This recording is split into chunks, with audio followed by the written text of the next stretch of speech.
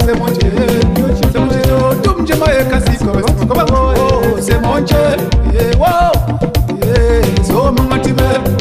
So mangatibe rengo kebile. Ça c'est quoi Joe? Mangatibe. Ça c'est quoi Joseph à Joe?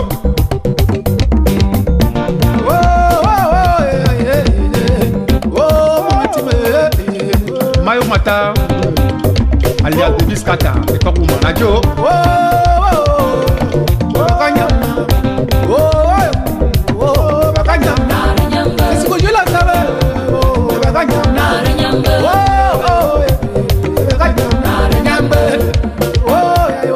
sare nyambe okalo woni ça que je la savais baganya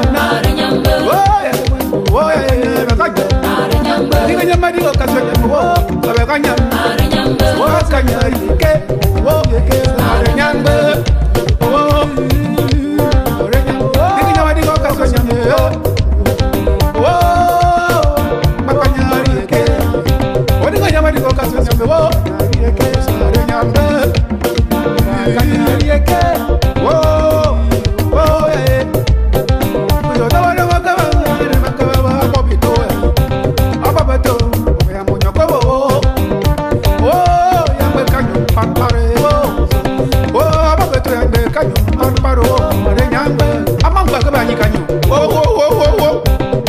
Swaka, eh? Jawuremo kama jawuremo kama, jawuremo kama jawuremo kama, samokimo, jawuremo kama jawuremo kama, samokimo, jawuremo kama jawuremo kama, samokimo,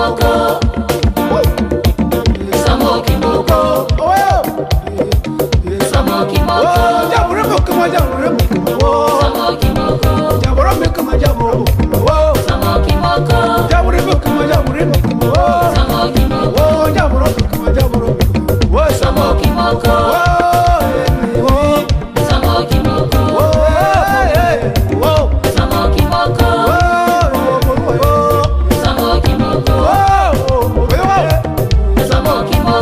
jawuremo kama jawuremo kama jawuremo kama jawuremo kama jawuremo kama jawuremo kama Jabro kama somo kimoko somo kimoko somo kimoko jabro kama jabro kama jabro kama jabro kama jabro kama jabro kama somo kimoko Gambario kamutanga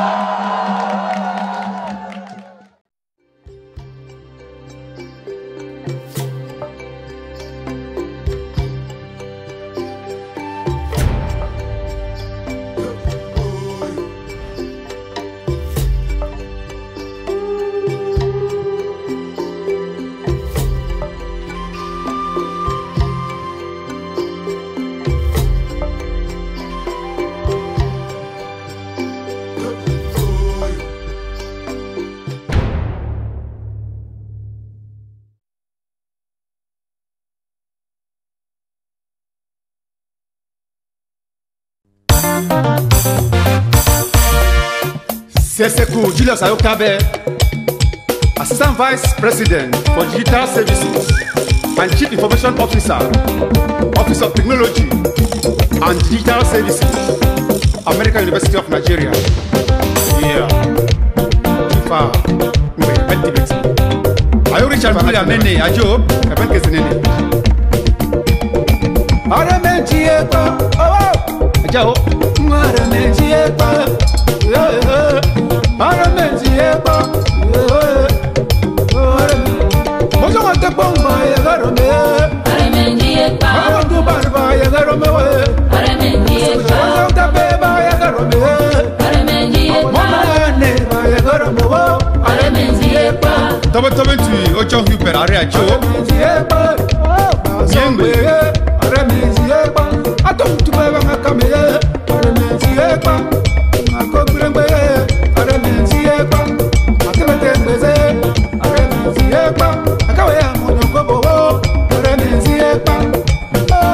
Oh,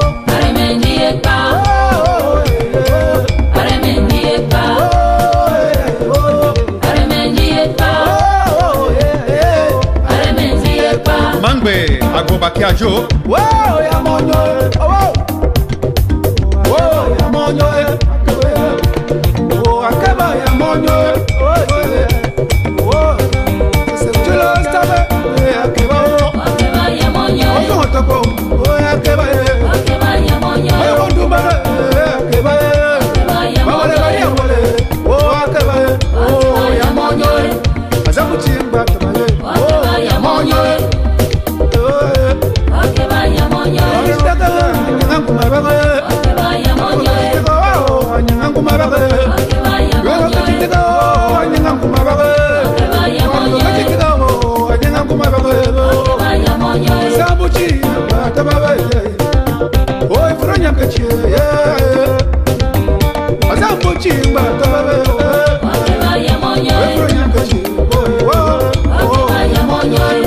Tombang aka okoro Amba moto ajo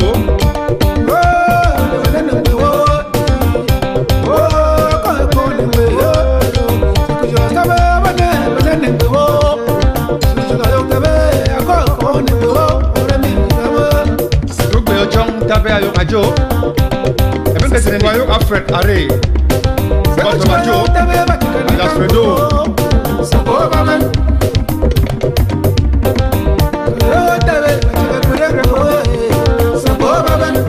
Ko Samuel ayo ajo tabe batakane kambo sabo baba mo wole batakane katakure mbo sabo baba Sengbe Otan Wilfred Obi ajo Mr. Ojo ayo Robert apanyi ajo Ayokne agbo makiajo Another to a from I am blah blah blah blah and never so over your way. Whoa, whoa, so many of those. One another to a from I am blah blah blah blah and never whoa, so over you. Whoa, so many of those. Oh, you're a bunch of whoa. Oh, another to a from I am blah blah blah blah and never.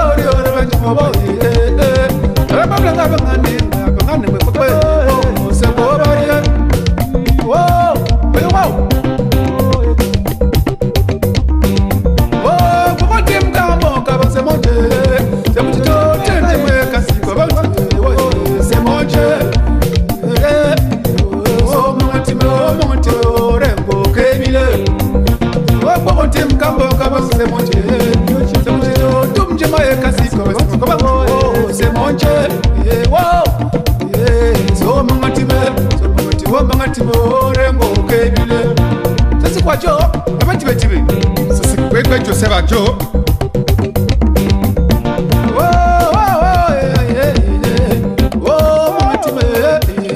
Mayo Mata alias de Biscata et Kokuma Najo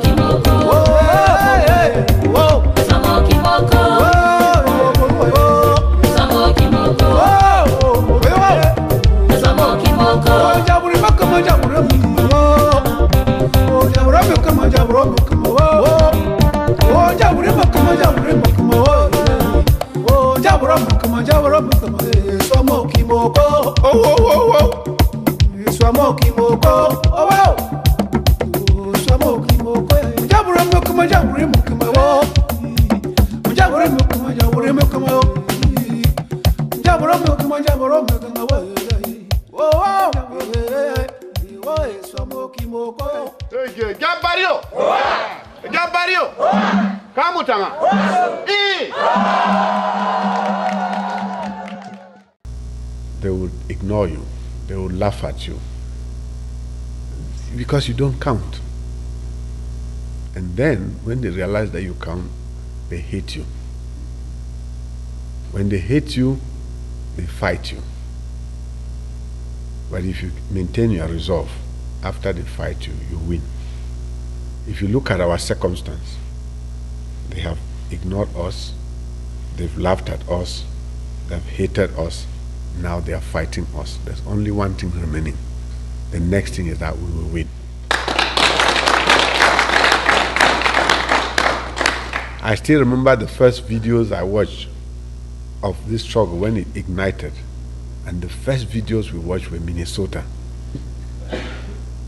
That's why you cannot allow this struggle to pass you by. When nobody thought of this struggle, you guys were in the cold. This struggle has taken a life of its own. Now, if Minnesota does not put its face on the map again, tomorrow when the trumpet sounds in Boya, people will wonder where Minnesota is. But some of us are there. We are very aware of the role you played. I remember the first video we were watching, we say, what are these people doing there? I think you guys were in front of a council or somewhere. They were playing drums and they were state capital. And we were like, in the cold, what are these people in Minnesota doing? But guess what? That small flame you lit has now become a tornado that not even Mr. Bia and his millions can stop it. So I want to thank all of you for starting that. And I know that as much as you started that, there's one of yours who carried that, your flame. It's been burning in her. She brought it to Nigeria at a time when some of us did not know anything about this struggle. And she's kept it burning. It has developed into a life of its own. So I want you people to join me and thank my dear sister Edith Ngang. You are a marvel in this struggle. I tell my friends, I said, you know, names like Sisiku are becoming the names that people talk about. But trust me, if you ask me, Edith is just a blessing to this struggle. I have not seen in the whole period I've invested in this struggle, one person. If they ask me one person, male or female alike, one person, it has to go to Edith. Her commitment to this struggle is beyond measure. Her heart is in the struggle, and everything she's got, she's poured into the struggle. If we came to this Minnesota, of everything we wanted to do, we came here to pay homage to this, our sister, because of the sacrifice she's done for the struggle. And she continues to do that. If I had anybody to say, who do you copy about this struggle, I would say copy Edith Ngang. She has poured everything she's got into this struggle. If all of us do just 10% into this struggle of what this woman is doing, this struggle is won. Because like the Secretary General said, amongst everything we do, and we are blessed. This is the 21st century. They are the social media warriors. They are doing their own bit. But at the end of the day, there's no free lunch in life. And so we came here to thank people, to get people to see the faces. Some people see me sometimes and they're like, oh, when I open, they see me, they're like, okay, they are still going to see Siseku, because I bet maybe we are bigger on screen than we are in real life. So I said, I hope you're not disappointed. Then they say, oh, no, we are not disappointed, but I know they are disappointed. That's not the person they want to see. So, but the truth is, we all have to contribute. We have to sacrifice for this struggle. So we came here for you people to see Siseku, for you people to see your Secretary General, and to know that maybe as small as we might look, our hearts are in this struggle. I tell people that for most of us who have survived this far, we have come this far, it means we can continue. We're not doing this for ourselves. I'm sure if when I ask people now, how many of you are happy to be here? Even the best people with the best jobs are not happy to be here. I've spoken to our brothers and sisters, some of them very affluent, very comfortable. But when I ask them a few questions, they shed a tear. Because if God wanted you to be an American, guess what? Your mother and father or one of your parents would have been an American. I'm not a biologist, but the last time I checked, an average ejaculation has about 18 million sperms. Every one of them will make a child. One of them, you made the earth. The odds were 1 out of 18 million. That cannot be a coincidence. That you are a Santa person, or that you are a Manfe, or you are from Widikum. No, it cannot be a coincidence. It means the Almighty God brought you there, so that's where your ultimate legacy should be. So if we come to America and we are successful, I think when the final call will come and we stand in front of God, He will say, what did I send you to do? I think life is a gift from God to us. How we live it is our return gift to Him. And the question I ask myself is, how are we living this life? Having been born Southern Cameroonians and then exploring our life, being Australians, Americans, English people. No. That's why we are in this struggle. And I'm urging you people to please reach out to our brothers and sisters. Those who have given up, because for most, this is just not probable. But if anybody doubted our resolve, let them watch what has happened in the last 8 months. Our people back home have proven to us that the moment has come. We have never come this close before. No matter what tomorrow brings, as SJ said, the story of that peninsula would never be the same again. And we are on course to take us to Boya. We need your support, financial, moral, and this struggle, I believe very strongly, is spiritual. So we need your support spiritually. People, go down on your knees and pray. Because the events of the last many months have shown us that it doesn't matter what they say in Yaoundé. The ultimate voice is God's. And He has decided that this is the year that He will free us. So I don't know what you guys believe, but I believe very strongly that our journey is a journey for Boya. And that's why I stress that where we are, the deep hole that Mr. Paul Biya dug and put us in, he has to get us out. Because when we started this fight, and this is important because the lawyers and the teachers, they lay claim to this struggle because they started it. But like any tsunami, this struggle has gone beyond the lawyers. It has gone beyond the teachers. It has gone beyond the trader, the teacher, the drivers' union. This is now the people's movement. That's why the governing council listens very carefully to what our people in the ground are saying. And that's why I urge all our leaders, past, present, and future, if you want to remain relevant, you must sing this song to the tune of music that the people are calling. Any one leader who betrays this struggle, that struggle will throw the person under the bus. It doesn't matter if that leader is Siseku. It doesn't matter if that leader is the Secretary General. It doesn't matter if that leader is Tassan. I don't need to call the names of the others. But nobody has paid a price greater than this struggle. That the person will turn around and tell us that, go back to school.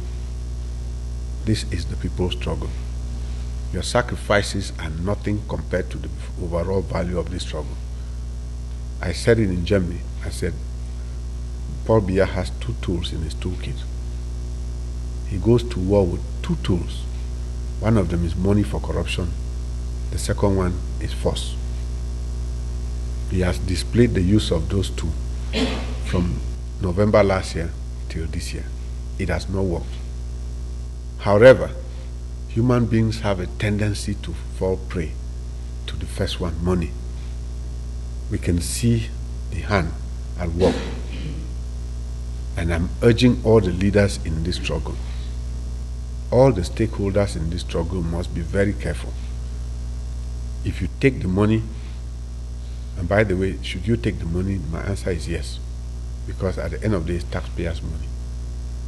But if you take that money and you act against the will of the people, they would abandon you. This movement, this whirlwind that we are in will pass over you. So we want to continue to thank our brothers and sisters, our mothers back home. They have owned this struggle. And they said, forward ever, backward never.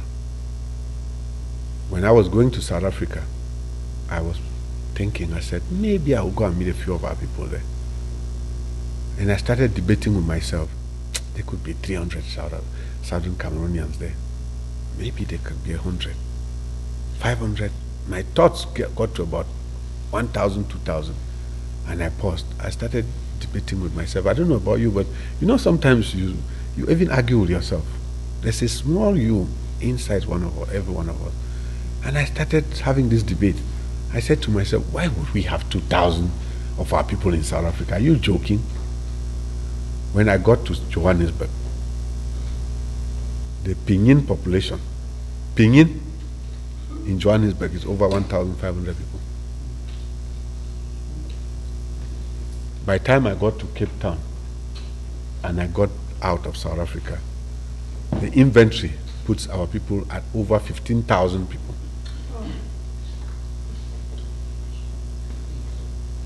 It is a sickening statistic. And if you think that's bad enough, next door, Equatorial Guinea. When we were small, they used to call it Fernando Po. Panya, that's actually how my father called it. In Equatorial Guinea, as we speak now, there are about 5,000 of our brothers and sisters there. That's a sign of how terrible our home has become, if you still call it home. We have to reclaim what is ours. And there's no better moment than now. Because you see, for 56 years, we have spent the time criticizing Pa Foncha, Pa Ndele, and Pa Muna. We put that Pa in front of their names, because by the time we knew them, they were Pas. But in 1961, when they had the opportunity we now have, they were not Pa Foncha. Those people were in their 20s and their early 30s. They were young, very little travel experience. Look at all of you. You are in Minnesota, you've crossed the oceans to be here. Most of them, I've read about their stories. Their only travels were to Nigeria, where they were in the Eastern House of Chiefs in Enugu. And a few of them had the privilege at the invitation of Her Majesty the Queen to go to England. So when we judge them now, you have to play back the tape. Where were they in 61? Now, if we are blaming them till this date, flip the coin another 50 years and ask yourself, what would your children say of you? That you were alive in 2017 and this opportunity presented itself. And what did you do? As educated as you are, as traveled as you are, as mature as you are, the odds just don't favor us to fail. And that's why we of the Governing Council are in this thing, to win. And the only way we are going to win, some people say, are you not ready for negotiations? Of course we are ready for negotiation. But the only way we are going to make this happen is that, number one, Mr. Paul Biya has tactfully taken us out. For some people, he's shifted us out of the concern in the first place. Because when we started this case in October and November, all our people were out of prison. Our daughters and children were alive. Nobody had been raped in October. So we must remember where we are coming from. That when we make demands, people say, oh, you are being very hard. Of course we are not being hard. In October, when we started this thing, our daughters and our sons in the university were alive. Our daughters had not been raped. When we got to January, Barrister Bobala was a free man. Dr. Fontemniba was a free man. Aya Paul was a free man. Mancho BBC, free man. Penn Terence, free people. We were making demands for something which was genuine and rightfully ours. And what did Mr. Bobia do? To take us away from what we are asking, he arrested our brothers. How do you go to the house of a justice of the Supreme Court on a Saturday and you abduct him? 8 months later, you say release him, and some people feel like they should clap. That's an insult to us. That shows you how much he thinks you are not a human being. So when I see those of our brothers and sisters who have been released, and some people think that they should, I even saw a newspaper that actually did a motion of support. And I'm like, oh my God, this is the house slave mentality. That when the house is burning, the house slave will say, our house is burning. The owner of the house will stand outside there because he knows the house is insured anyway. He's going to claim more insurance and build another house. The house slave will enter there and get burnt because he's struggling to save our house. That house in which he lives in the bunker. That house in which he eats the crumbs. That is the mentality of our people. And so we must look at this situation very squarely. It annoys me when I saw the release note. Number one, the case is not closed. They are still held by the throat of their necks. If in the next few weeks they don't do anything, Mr. Pobia can surely well just say, listen, take them back. How do you get yourself released on such conditions? In the first place, you shouldn't have been there. We noticed how a justice in the same system, 6 months later, came to court and said, the government is not aware of this case. What an insult. We have never had high-profile people locked up by a system than Agbobala and Dr. Niba. We have never had, and Mancho BBC. How do you take them to court every month for 6 months? And a justice comes and says, well, the government is not aware of this, and the man is still working.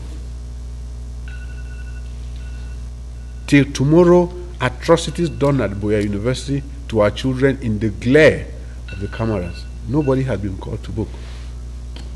So when they go to Kumbo after shooting a child at the back of his head, and then they say, the commandant has been released and replaced. But if you read the note at the end, they said they acted in self-defense. You have to read these documents with careful meditation. You realize that this is not an accident. This is a plan by this government to show us that we don't count. And I'm glad, because even those of our friends who have been arguing, some were saying, well, maybe we should just try and stay the way it is. I don't know how they can say we should stay the way it is. His decentralization policy is signed in 21 years ago, no sign. But even those who say, let's try and go back to 1961, I asked them, I said, how will you get to 1961? The guy has told you his Cameroon is one and indivisible. What we are doing in the governing council is to accept that. We agree. La République du Cameroon is one and indivisible. But because we are not part of that La République, we will just go away and form Southern Cameroons, which will also be one and indivisible, period. Mr. Bobia must understand, as we stand now, our conditions are clear. The experience of January is very visible. We will not have any discussion on this issue until he starts by releasing Mancho BBC, Penn Terence, and every one of our brothers and sisters arrested since October till date.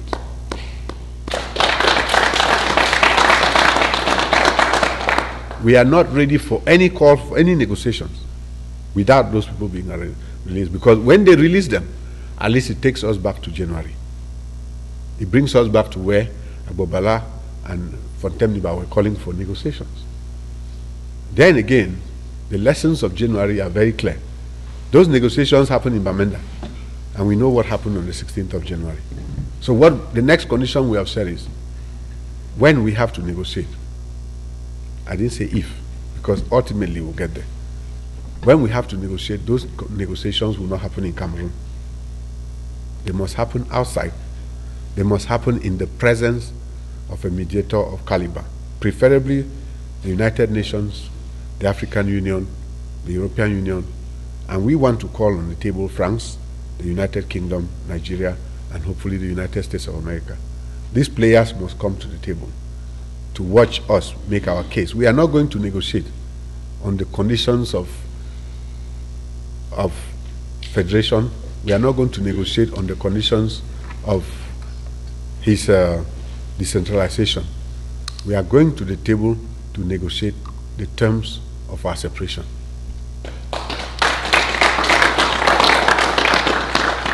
And I've insisted, when those negotiations will be called, when Mr. Biya eventually becomes sane enough to call for negotiations, when they call for those negotiations, if you see members of the governing council sitting around the table, as if that's the team that represents you, those negotiations will be null and void. It will be an inclusive team from our side. We would have to have Abobala would be there, Mancho BBC would be there, Justice Ayapola Abine will be there, Dr. Niba Fontem Niba will be there, amongst many others. Of course, there will be members of the governing council there. So this is our constitution. We have already constituted our team. That will be at the discussion. And if you look at that table and you don't see any of these people have names, including the members of the governing council, you tell us that we are not going to respect the outcome of those negotiations. However, if between now and when those negotiations happen, any one of us, including the chairman of the governing council, betrays the course of these negotiations, betrays the course of this struggle, that person ceases to be qualified to be in that negotiation. So if you turn on your TV tomorrow and you hear that the chairman of the governing council has said schools should resume, he ceases to be part of our negotiating team. As a matter of fact, he might as well go and join Paul Biya on his own side. I'm saying this because we have a mandate from our people to make sure we go there to represent our people. And until tomorrow, nobody amongst our people has told us that we should go and change the course. This struggle will be in vain if we change what we started from. It is a shame that we asked for something in November. We asked for something in October. Everything the government has done so far has been typical of the government. It's been camouflage. They said they will open a NAM or whatever. Before they even start opening a NAM, Paul Biya's daughter gets admitted in an exam she did not write. The one thing we are ignoring in this Cameroon is that the policy to completely wipe us out is a very scaring statistic. We have more bilingual schools in the southern Cameroons than in the rest, all of the Republic of Cameroon put together. All. That is not an accident. When you create a bilingual school, even when they try to appease teachers, what did they say? We are recruiting 1,000 bilingual teachers. They didn't say 1,000 southern Cameroonians. 1,000 bilingual teachers. If you take that list and you walk down, there will be 10 of our boys. 9,990 will be their people, because they would have gone to some bilingual school. And that's why a bilingual school in our region is the greatest threat to our existence. As I said in Atlanta the other day, our parents and our forefathers were English in culture and tradition and expression. We now, some of us don't even know, but they will want to make us believe that we are bilingual. If we let this happen tomorrow, our children will be French speaking. It is a very careful strategy to take us out of our values and our culture. And that's why we must resist this with everything we've got. We came here to let you people know how serious this is. Every move of Mr. Paul Biya is engineered somewhere else. He is just He is an operator to do what they tell him to do. But every of those moves is calculated to the letter. The weddings of that release note were very careful. Nothing is done by error. And when you read those things with the eye, I'm not a legal person, I'm an IT person, but when you take your time from the position we now stand and analyze everything they do, you see how sinister they are. And the more you understand where we are coming from, the more you get angry with why we found ourselves here, and the more you realize we have one choice and one choice only. As I said, we are on a divorce mission in a marriage that never was in the first place. As we go, Mr. Paul Biya has a choice to accompany us nicely out of this marriage so that we become two very good neighborly nations.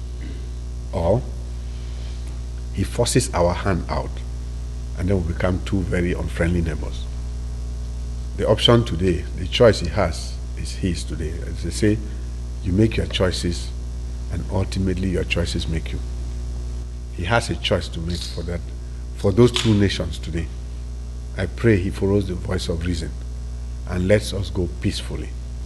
If he doesn't, we must go. And when we go, we'll be two unfriendly nations. I cannot tell you the number of messages I receive on my social media pages now where people are saying, you have to tell him that we'll build the wall. And trust me, the essence of the wall, as symbolic as it sounds, is because we know that 4 years from the day we leave, when anybody crosses the Mungo, the person will understand why we are in this fight. 4 years from the day we move, anybody who leaves Babajo, before they get to Santa, they would wonder and say, my God, now I understand. Because this is a wonderful generation. As terrible as our history has been, those of us who are alive today are very blessed.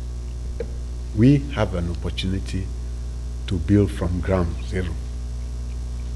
Every institution we had before has been damaged. The CDC is a name. Produce Marketing Board, gone. Our cooperative banks, gone. Everything has gone. As sad as that situation is, guess what? We have a unique opportunity in this generation to build a nation from ground up. I have a friend of mine in Nigeria. He's built cities from nothing with flyovers and shopping malls. If he has done that in Nigeria, what can he do in our place? I was joking with a friend the other day. He called me and said, oh, the Republic of Cameroon was beaten in a match in Nigeria 4-0. I said, is that what puzzled you? That should not be what puzzled you. Did you see the football stadium in which that game was played? That was in Akwa Ibom. Akwa Ibom is one of the newest states in Nigeria. And that's the beauty of having to build all over. And I pray, God, with your support, that when we turn around a few years from now, we'll show our children, not by the scars on our body, but by the edifice we leave and say, this is why we fought this fight. I want to thank all of you. God bless you. Have a wonderful evening.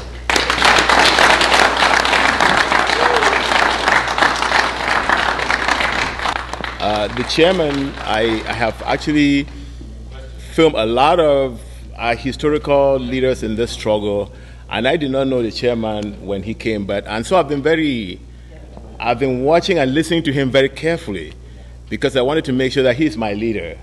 And I can tell you that when the schedule first came out and Minnesota wasn't on the schedule, I wasn't happy because I've been listening to him and I've been watching him, and it looks like I think he's just the right person who came at the right time, because the earlier leaders came with a lot of anger, and I know what I'm saying because I know them. Gojitinka was an incredible leader, but when he speaks, you say, tone it down. You know? And I just want to let the chairman know that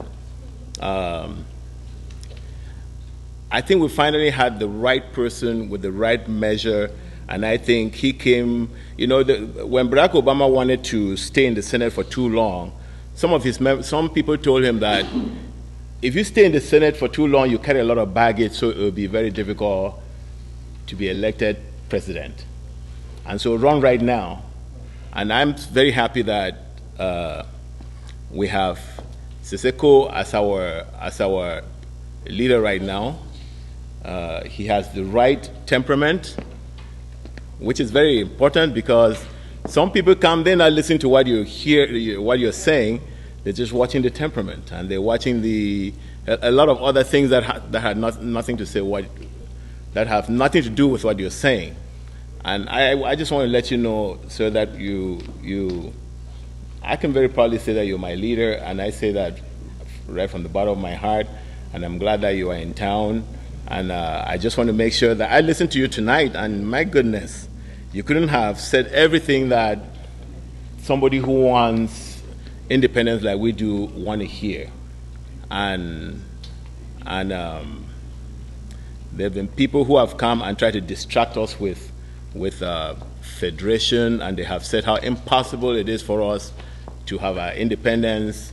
You are not one of those, and I'm very proud that you're here, and we will be supporting you all the way. Thank you.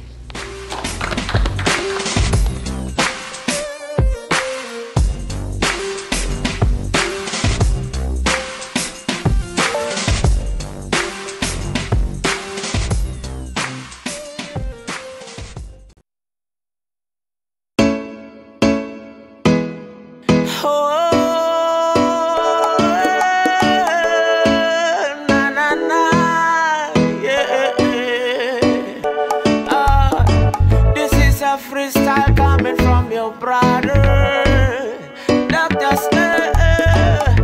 Go bring back my brother.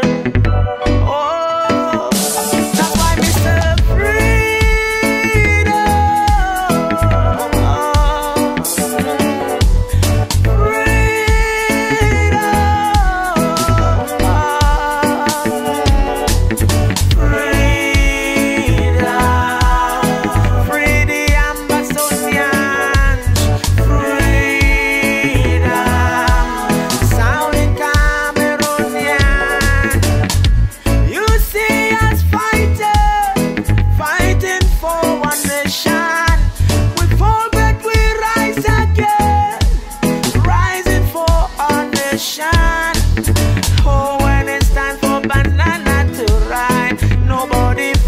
Stop it.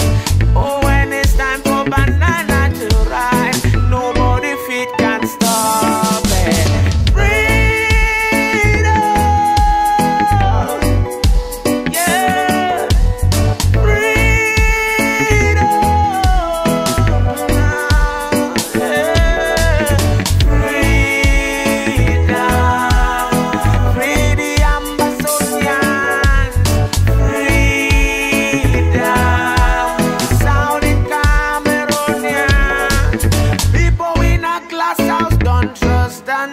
don't get me wrong, leaders of Cameroon. He who live by sword shall die by the sword. Those are some principles no man can defraud. The land with a river flowing with honey. Colonizers take our every money. Get to use them rice and it was not funny. We're losing our people every day because of freedom.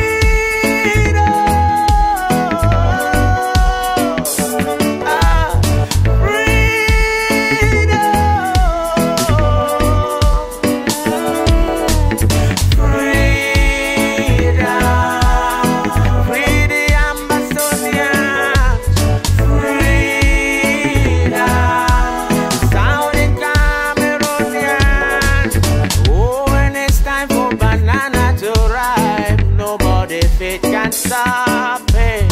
Oh, when it's time for banana to rise, nobody fit can stop it. The land with a river flowing with honey. Colonizers take our every money. Get to you them rice and it was not funny. We lose it.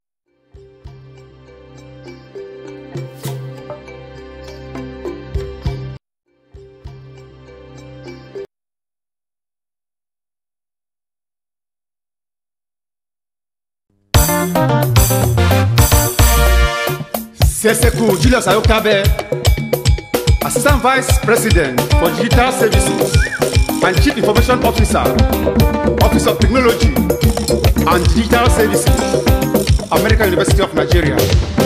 Yeah. Kifa. Ayo Richard Mula Mene, Ajo, Kabanke Zenene.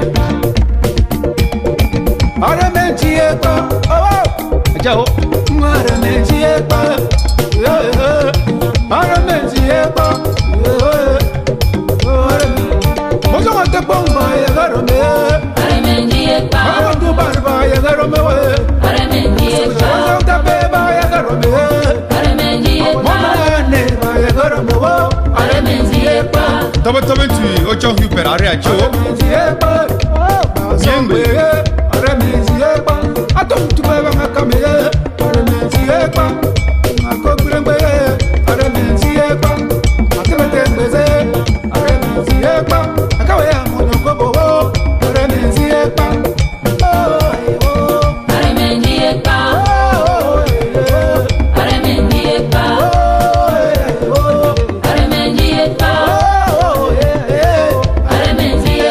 Mangbe agobaki ajo. Wow, ya monyo. Oh, wow, ya monyo. Oh, akaba ya monyo.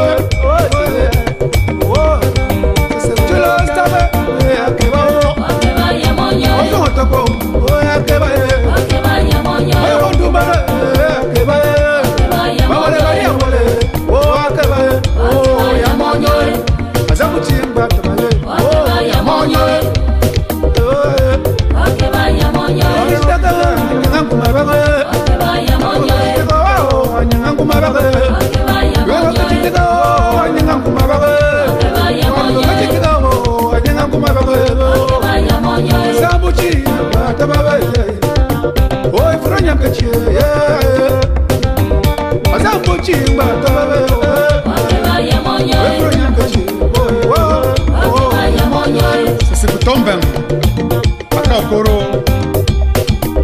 Amba moto ajo.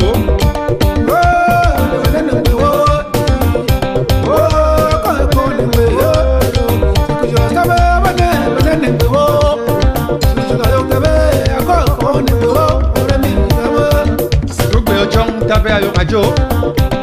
Ebe kese ni ayo Alfred Are. Sabato ajo. Alfredo.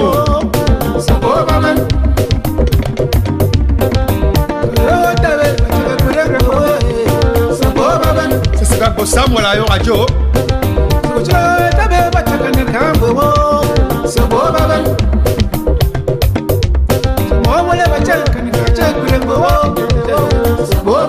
Sengbe Otan Wilfred Obi ajo. Mr. Ojo ayo Robert Akpanyi ajo. Ayogne Agbo Maki ajo.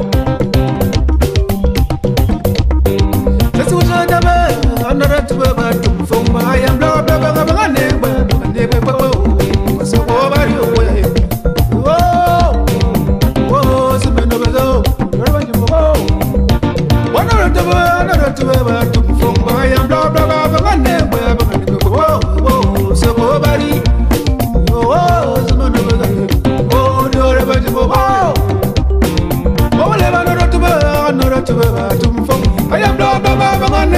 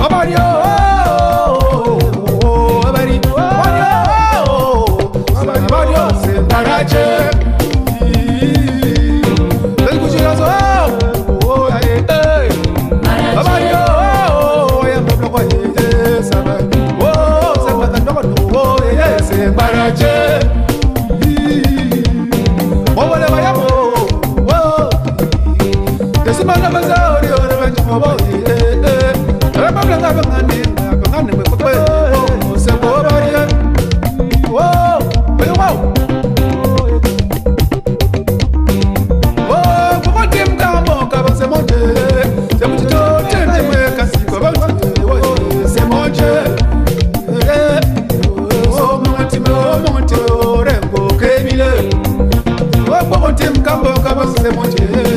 C'est mon Dieu. Tout me dit, moi, kasi, c'est mon Dieu. Wow. So, mon Dieu.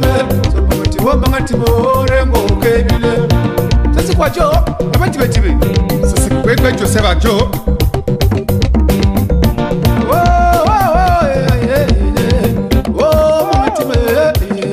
Mayo Mata, alias de Biscata, et pas pour mon radio.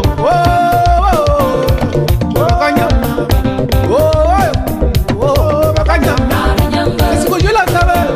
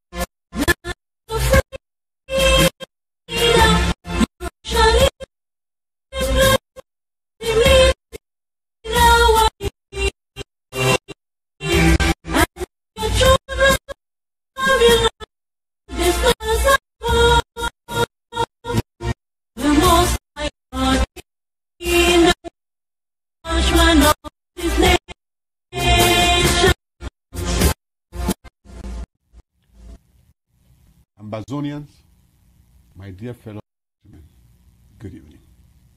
On behalf of the family and the interim government of Amazonia, I would like to wish you all a happy and prosperous 2018. We're grateful to God for giving us the opportunity to see another year. We thank Him for all good things we have experienced, and even the sad ones too.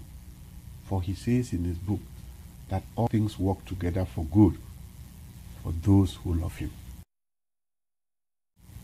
God is our anchor in all situations and at all times.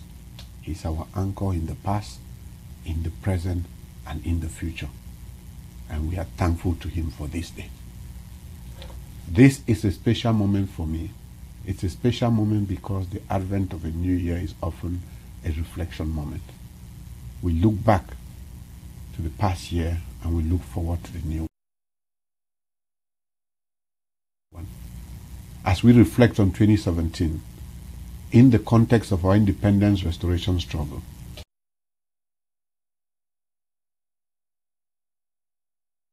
it is important to address a number of key questions. How we got here in the first place, what the interim government is doing to actualize the independence of Ambazonia, what goals do we have, what goals have we achieved, what challenges do we face, and what is the way forward. We're looking forward to 2018. In this context, I would like to make use of the opportunity to address our ongoing direct action to fully actualize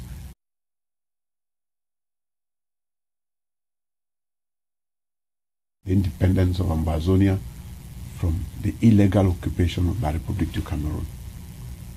Post our independence restoration,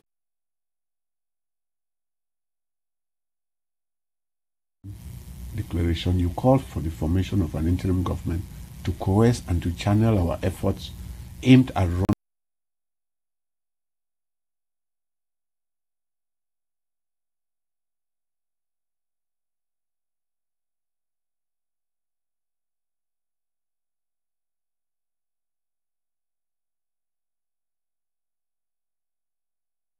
dynamic interim government and some of the most committed Ambazonians who will remain focused on delivering great results until we get to Boya. Your Restoration Council or Parliament is also being constituted as we speak, and its members will be announced to you very shortly. We are very mindful of your expectation that it has to be representative and manned by very dedicated, very committed and resourceful Ambazonians. The goal of this dedicated group of men and women, that of our ambassadors, the goal of our frontline leaders, that of our country leaders and all leaders for that matter, of our restoration train, is to lead all Ambazonians to total freedom in Boya. The key of making this journey quicker and shorter is unity. We must unite for the sake of the suffering masses of our people. Let's transform unity from the virtuality of social media platforms into the realities and the challenges that face us on a daily basis as we ascend our undulating but morally legitimate and politically charged journey towards the restoration of our statehood. Our people yearn for genuine unity in which we put our differences aside and focus on getting everybody to Boya. I mean the type of unity that we witnessed in the glorious days of the 22nd of September and the 1st of October 2017. The unity when our people rose as one.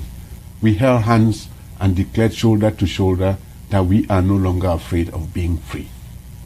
I mean that unity that we demonstrated, each of us, by every one of us, from every little corner across our land, from the borders of Nwa to Akwaya, and down to Bakassi, from the hilltop of Oko to the plains of Ndop, from the shorelines of Victoria to the mighty Mount Fako. Yes, that unity from the heartland of Manyu, where our people have shown tremendous resolve, and to the banks of the river Mungo, where even nature reminds us that we no longer belong together.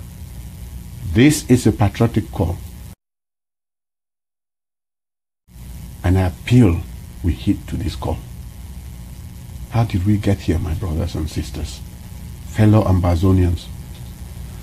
In 1953, the British Southern Cameroonians, our representatives in the Eastern House of Assembly in Enugu, seeking self-autonomy, declared benevolent neutrality, and they walked out of that House of Assembly. This marked the birth of the fight for an independent Southern Cameroons, the land and the territory that God has blessed us with to live and to raise our children happily. Since then till date, we have never gained that unconditional independence. Our land has been illegally occupied, our resources indiscriminately exploited, and our people assimilated and marginalized in political, in economic and social spheres, in a strange union with La République du Cameroon, a union that never was since 1961. For more than half a century, we have been deprived of our inalienable right to life, our right to liberty, and our pursuit of happiness. Looking back, I am thinking of major political figures like Dr. Emmanuel Mbela Lifafa Ndele, like John Gufoncha, like Solomon Tandeng Mona, Augustine Gomjua. These people who believed in the vision of an independent Southern Cameroons. They fought till their dying times. I think of activists like Albert Mukom, who suffered brutal and inhumane treatment in the famous Kondengi prison for fighting injustice that engulfs Ambazonians within La République du Cameroon system. I think of statesmen like Ambassador Henry Fossum, whom I met only a couple of days ago. I think of Barrister von Gorgi Dinka, Molan Jolly Tumbe, Mfongalamfo, Augustine Dangam, and many others who have sacrificed their lives for the liberation of Ambazonia. I think of nationalists like Dr. Chuayaba, Dr. Ebenezer Akwanga, Bo Herbert, and a lot of us who live out seeking exile. They are all in exile fighting to free Southern Cameroon. I think of Supreme Court Justice Ayapo Labine, Barrister Felix Nkunwa Babala, Dr. Niba Fontem, who endured the stinking prisons in Kondengi and the set for standing up to La République to ensure that the educational and the legal systems are consistent with our culture and our values. I cannot leave out my friend, Comrade Deacon Tassang Wilfred, Barrister Bobga Harmony, Eyambe Elias, Shufai Blesberni. They have stood up to this systematic assimilation. Our fathers and our patriots, you are the people who have brought us this far. If you don't remember why we are here, think of the students of the University of Buea who were raped, they were killed, they were arrested and bathed in sewage by armed forces of the Republic of Cameroon. Think of those protesting lawyers who were publicly beaten and humiliated by police officers, and their wigs and their robes have been seized. Think of when the Member of Parliament, our very own Honorable Wilbur Joseph, denounced La République's despicable repression of the university students in the rostrum, at the rostrum of the House of Assembly in Yaoundé. Then think of September 22nd, when millions of you and I, within the territory and abroad, we went across the world, peacefully attracted the international attention of our fight for freedom. Think of the 1st of October, our Restoration Declaration, when millions of you marched to the palaces following the declaration of our independence by the Governing Council. In return, what did we get? Our unarmed citizens who were carrying peace plans and shouting, "No violence, no violence." Our brothers and sisters were beaten, they were shot at, they were killed, they were kidnapped, some have simply disappeared by the forces of La République du Cameroon. If you still doubt why we are here, Remember the over 400 Ambazonians who have been killed by armed security and paramilitary forces of the Republic of Cameroon during peaceful protests and assemblies. I'm thinking of Amin Benjamin, a computer engineer and a technology entrepreneur, a role model whose life was cut short in his prime by forces sent by Mr. Paul Biya. He was killed on the 1st of October. He studied in India and returned home in high spirits to invest in his own people. Little did he know that his life will be cut short. I'm thinking of the mayor of Ndu, Martin von Yembe, who was tear-gassed to death on the streets. Not on the streets, but in his home at his residence on the 1st of October.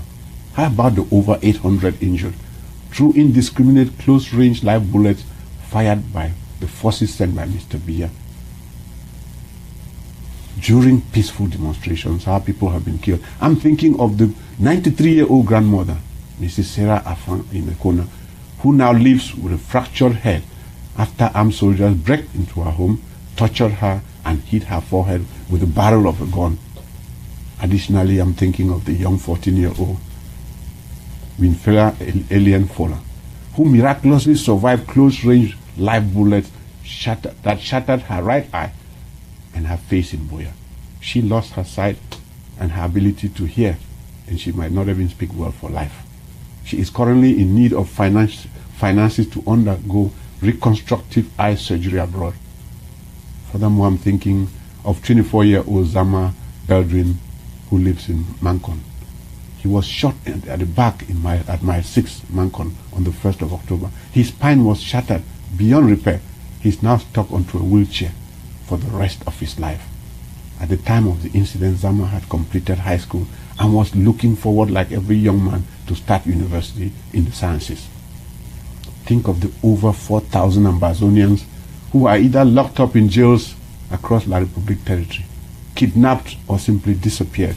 Those who have been killed.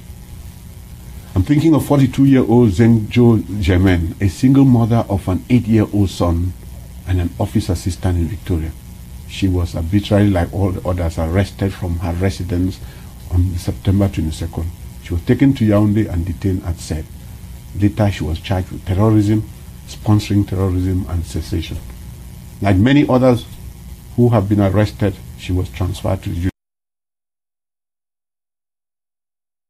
Judicial Police in Yaoundé, and currently she is languishing at the Kondengue Central Prison without any hearing or trial. Significantly, I'm thinking of activists, journalists, and teachers like our very own Mancho BBC, Penn Terence, Estella Martin, C. Conrad, and the rest of them. Many of them, too many for me to name, who are still languishing in filthy, infested prisons, suffering the abuse and brutality of policemen and warders who view them as second-class citizens and slaves in La République du Cameroon. I make this lengthy narration to remind you that we did not ask for the present situation. This situation was forced onto us. A joint request by both the lawyers and the teachers for a forum where some of their grievances could be discussed fell on deaf.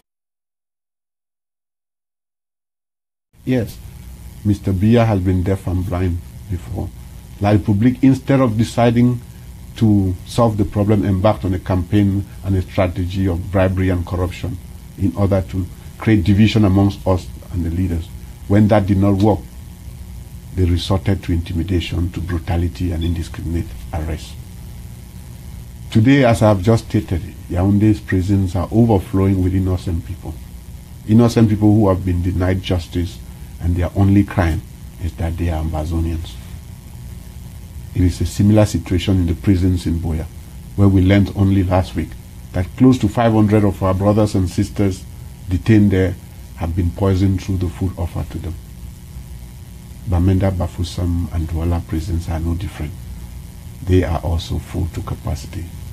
They are full with countless others of our brothers and sisters that La République has put in prison, killed, and some of our brothers have been buried in mass graves, graves still unknown. We're talking about over 40,000 refugees in Nigeria. At this time, I would like to use this opportunity to extend our heartfelt gratitude to His Excellency President Muhammadu Buhari of the Federal Republic of Nigeria. I would like to thank the governors of the Cross River State, Akwa Ibom State, Benue State, and Taraba. Of course, I want to thank the good people of Nigeria who have opened their doors to host all our people. May God bless them, and may God bless Nigeria richly. To the family members of the dead, those our brothers injured, missing, and simply kidnapped, we want to say our thoughts and our prayers are with you and your families. We also want to convey the grief and the sadness and the anger that we feel. My brothers and sisters, fellow Ambazonians, let me be clear. Let me be clear why direct action is our only way forward now. In any fight for freedom, there are four broad phases: collection of the facts to determine the justness of the cause, self-purification, and direct action. We have gone through all of these steps in La République du Cameroon. It is an established fact that we have been assimilated and marginalized in our educational, in our legal system, in our culture, and our shared values. And this has been done since 1961 by the government of La République du Cameroon. Reputable organizations, including the International Crisis Group and Amnesty International, have testified to this. They've confirmed these facts. Our Catholic and Protestant churches in Ambazonia territory, with over 80% fellowship across the nation, have documented these injustices and have offered practical recommendations to Mr. Biya and his government. The government of the United States of America, the United Kingdom, and France have condemned significant violations of the rights of Ambazonians by Mr. Biya's forces. They've urged both parties to resort to dialogue. The African Union and the United Nations, the Commonwealth of Nations, they have all noted the same. On the basis of these conditions, the Ambazonian leadership sought to negotiate with La République for a peaceful separation and a peaceful neighborly coexistence. As a first step, we took and pledged to call off a sit-in strike from schools throughout the territory on the 8th of January 2018. Yet, over 1 year since we started ghost towns and civil disobedience and peaceful protests, Mr. Biya has deliberately refused to even recognize our quest for autonomy, to acknowledge the problem, and he has failed morally to sympathize with the families of the innocent Ambazonians that his people have killed, they have injured, and those who are simply missing in action. Mr. Biya rather labeled us secessionists and got his spokesperson to call us terrorists and promised to shoot and kill all of us. To exacerbate this crisis, Mr. Biya declared war on over 8 million of our people on November 30th on our territory.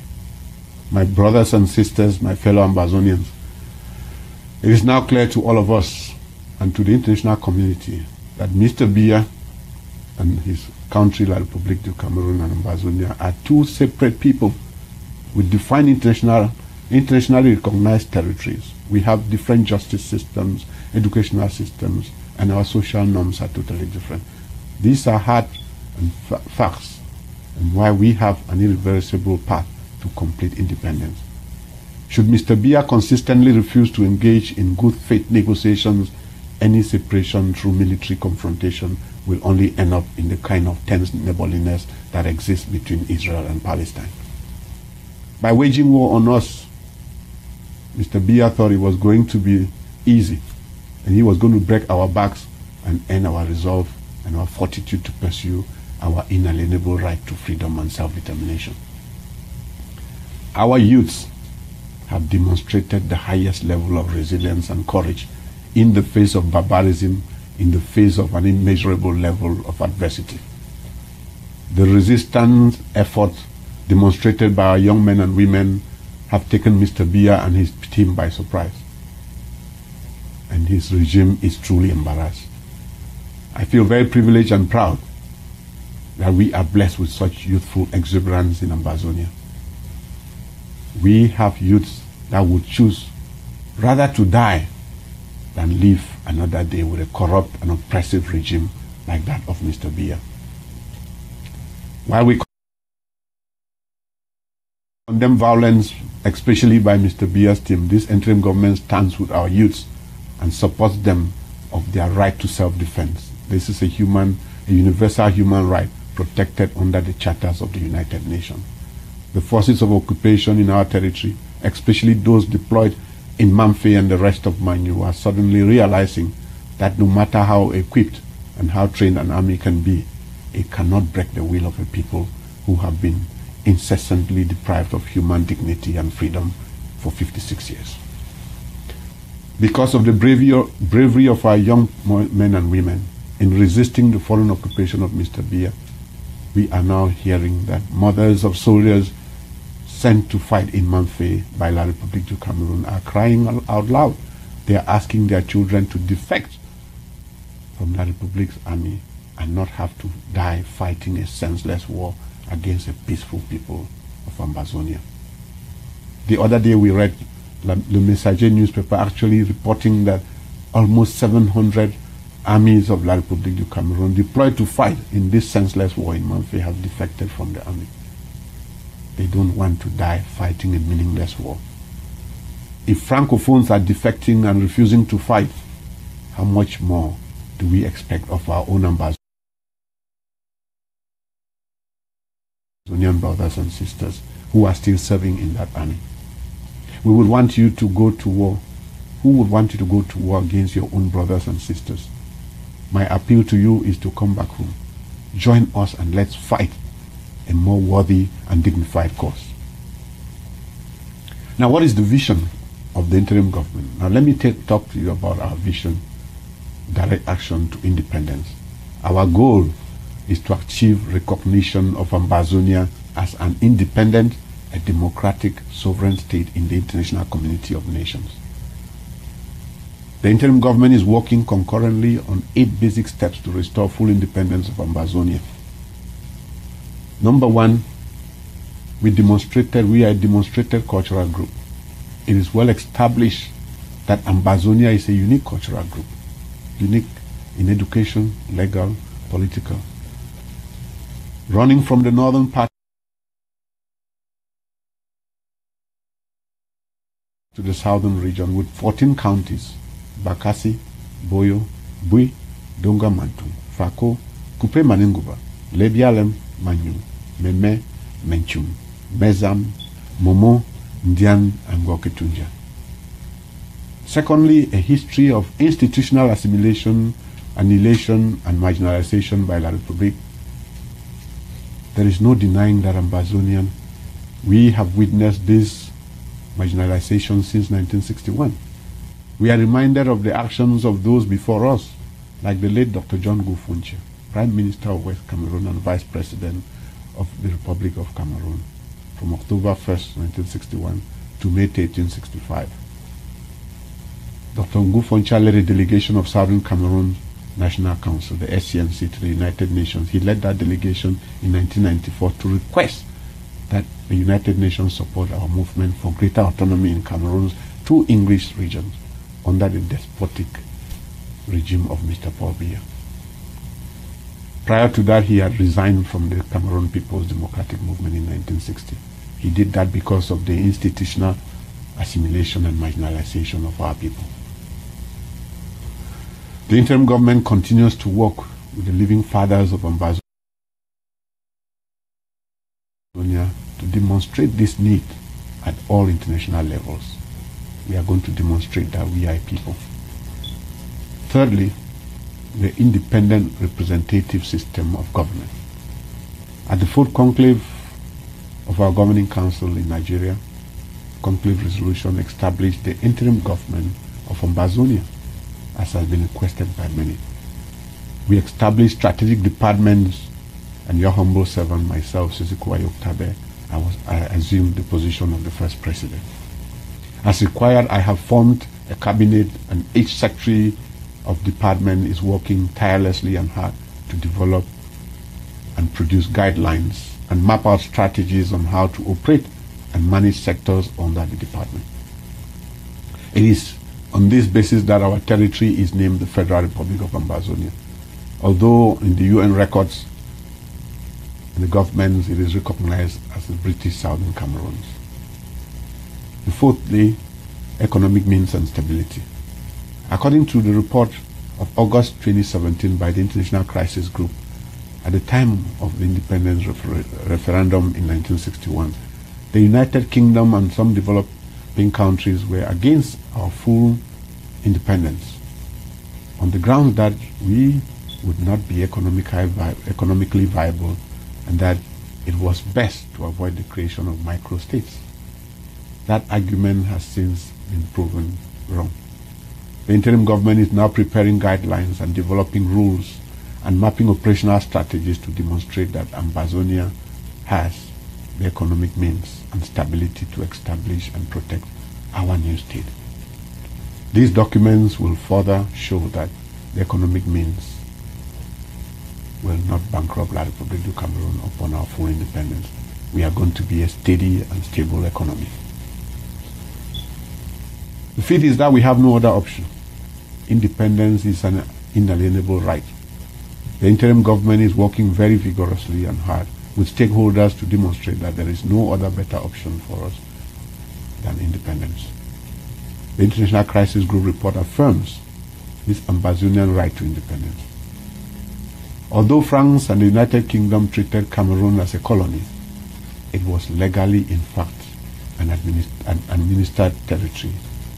Article 22 of the League of Nations Covenant of the 28th of January 1919 states that the international mandate statutes apply to colonies and territories, that as a consequence of the war, that mandate had ceased to be under the sovereignty of the states which formerly governed them, and that are inhabited by peoples not yet able to stand by themselves.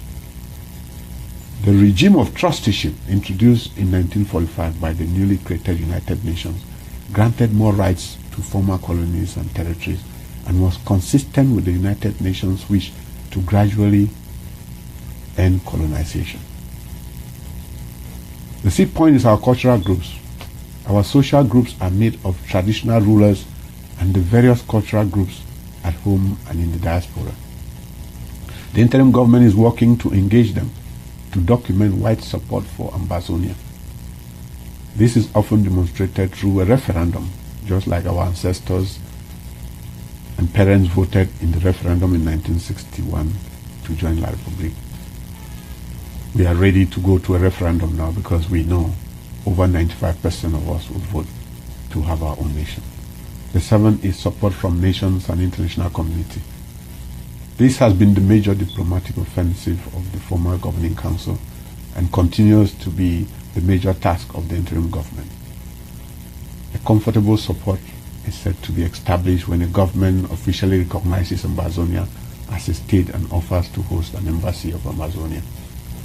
And on behalf of the people of Ambazonia, I would like to thank our German Prime Minister Anne Gekreich, member of the Parliament of the Free Voters Party in Germany, who has taken our case to the European Parliament.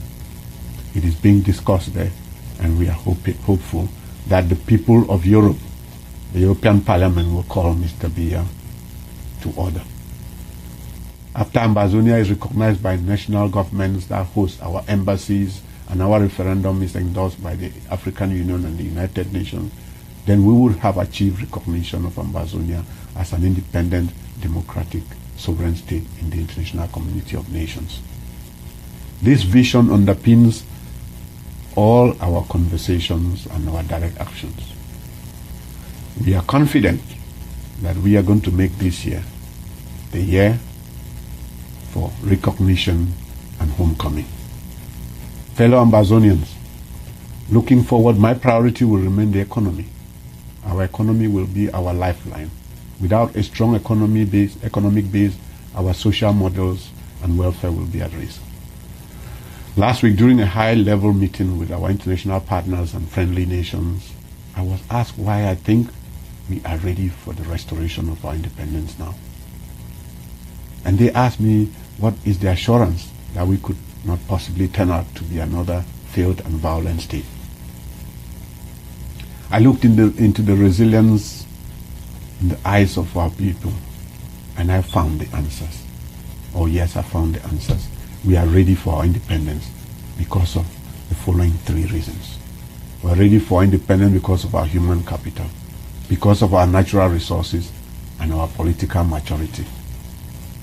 I understand amongst us, some of us would quickly say we are a people. We are not a people. We have a territory. We have our own government. But the obvious question that will come to mind will be, how sustainable will these people, will this government be? Let me assure you that our nation will be sustainable. It will be peaceful and it will be prosperous. The people of Southern Cameroon have one of the most educated population anywhere in the world. And I can state without fear that we can easily find a person with a college or high school education in almost every family, in every home in Southern Cameroon, in Ambazonia. The opportunities presented by our abundant natural resources are endless, from our fertile agricultural lands, timber, cocoa, coffee, tea, heavy gold, iron ore, bauxite, diamond, and of course oil. And the gas deposits, we have it all. And a hard-working people, we will be the bread basket, the food basket of our sub-region. I understand the uneasiness and the uncertainty of our brothers and sisters who are currently employed and working with the government of La République du Cameroon and the private institutions in Southern Cameroon. Yes, I have been in your shoes and I feel the uncertainty in you. The questions that elude all of us in our dying need for this independence is how prepared we are for it. If this independence is granted to us tomorrow, then what next? We are going to call for our electricity. How are we going to call for electricity, telephone, water supply, pharmaceuticals, gasoline, shipping, road infrastructure, airports and hospitals that will uphold the basic necessity and standard of living of our people? I can tell you, be rest assured that the interim government is in extensive and advanced negotiations with major companies and stakeholders across the world, in the United States of America, in China, the United Kingdom, France, Nigeria, South Africa, Germany, South Korea, to name but these. And they are ready to step in and offer their products and services to the people of Southern Cameroon. Be rest assured that there is a lot of work being done in the background, away from the noise and the frenzy of social media. And even Yaoundé is aware of some of these engagements that we have started with friendly nations. And this explains why they are desperate and on their assault on our people. Our priority will be to open up paved farm-to-market roads to facilitate our farm produce to reach the markets, particularly in Nigeria. Our priority will be to strengthen and develop our budding IT sector and make Silicon Mountain a major IT hub in the sub-region. And we will expand our service industry through small and medium-sized business creation to encourage and support our entrepreneurial youths. That brings me to one of the most talked about questions, the question of school resumption. Permit me to shift attention to a lingering school resumption question. Many people are asking whether schools will resume on January the 8th, as we had previously announced. You will recall that in that announcement, we listed conditions under which schools will resume. The conditions included La République du Cameroon's army withdrawing completely from our streets. They included the unconditional release of Mancho BBC and thousands of our other brothers and sisters detained in the prisons across La République du Cameroon. Sadly, as you are aware already, none of these conditions, if any, have been met as I speak. On the contrary, hundreds of our people continue to be massacred daily. We have more detainees in prisons today than we had before. The number is growing. The situation is worse than when we started. If we factor what is happening in Manu into the picture, it gets even gloomier. In Manu in particular, schools cannot reopen because every child, as I speak to you, most of the children are in refugee camps, forced from their homes by occupation forces, forced from their homes by Mr. Biya. Teachers are also in concentration in refugee camps. How can schools start in Manu? How can schools start anywhere for that matter? Many of the schools in Manu and elsewhere in our territory have been burned down by soldiers or gendarmes of La République du Cameroon. As we recently saw them burning homes in Kembong or the market in Manfei. A good example is that of the government bilingual high school in Menji in the Bialem. These forces have consistently destroyed. They are destroying our system. Faced with this stark reality and handicap, we are asking ourselves, how can we say children should go back to school when most of the schools no longer exist? How can we say children should go back to school when they will be burnt alive in their sleep by the République du Cameroon's terrorist forces that have been sent to intimidate our people, just like they did to Presbyterian School, PSS Bafu? How can we say children should go back to school when they will be raped? Our daughters will be raped and children will be robbed daily by those same forces that Mr. Biya sent to our town. How can we say our children should go back to school with such high level of insecurity on our streets, which are flooded with gendarmes and the military and the police? They are ready to shoot and kill our people just because they are Ambazonians. How can we say children should go back to school when our streets are flooded with spying secret agents who are ready to kidnap our children with no remorse, then turn around and ask for ransom? How can we ask our children to go back to school when Manfei and the rest of Manyu cannot go back to school? We know that that will be a manifestation of poor judgment. It will be a manifestation of recklessness, and above all, a show of lack of solidarity with our brothers and sisters. It will be an abuse of compassion, which is something we pride ourselves in. Therefore, I would like to seize this opportunity to reiterate the conditions under which our schools will resume. School resumption would be given a green light by the interim government. Immediately these conditions are fulfilled. The conditions remain the same. A total withdrawal of the troops from our streets, from our towns, from our markets, from our farms. If that withdrawal is done, the unconditional release of Mancho BBC and all other our brothers and sisters currently languishing, illegally detained in different detention centers across Mr. Biya's country, and some even in our own country. When these conditions are met, and the return of all refugees to the safety of their homes, and the commencement of compensation procedures for the physical and material damage inflicted on them and all other victims across Ambazonia. When these conditions are met, then the interim government is going to approve school resumption. Failure to do so, we are obliged, we are compelled to ask parents to keep their children at home for their own safety. It is a part of the numerous sacrifices that we are making, and we will pay for our freedom. But our freedom is gold. Our freedom is diamond. The good thing is that when schools will resume, and when all is said and done, those children will have a better quality education. They will have a future that is better than anything they have got so far. On the issue of the parliament, in the past 1 year, we have been appealing to our southern Cameroon's parliamentarians and senators to draw inspiration from what happened in 1953 at the Enugu House of Assembly. We're asking them to leave the Parliament of La République du Cameroon and return to Buea and join this struggle. It is their struggle. It is our struggle. So far, Honorable Joseph Wilbur has stood out and remains away from Yaoundé. Now the term of office of most of these people is over. Unfortunately, we know there will be no elections organized in our territory anymore by Mr. Biya or anybody like him. Our invitation, therefore, is that our representatives should turn and come home. Do some soul searching and join this revolution, because time waits for no one. We've gotten to a stage where you can no longer remain on the sidelines.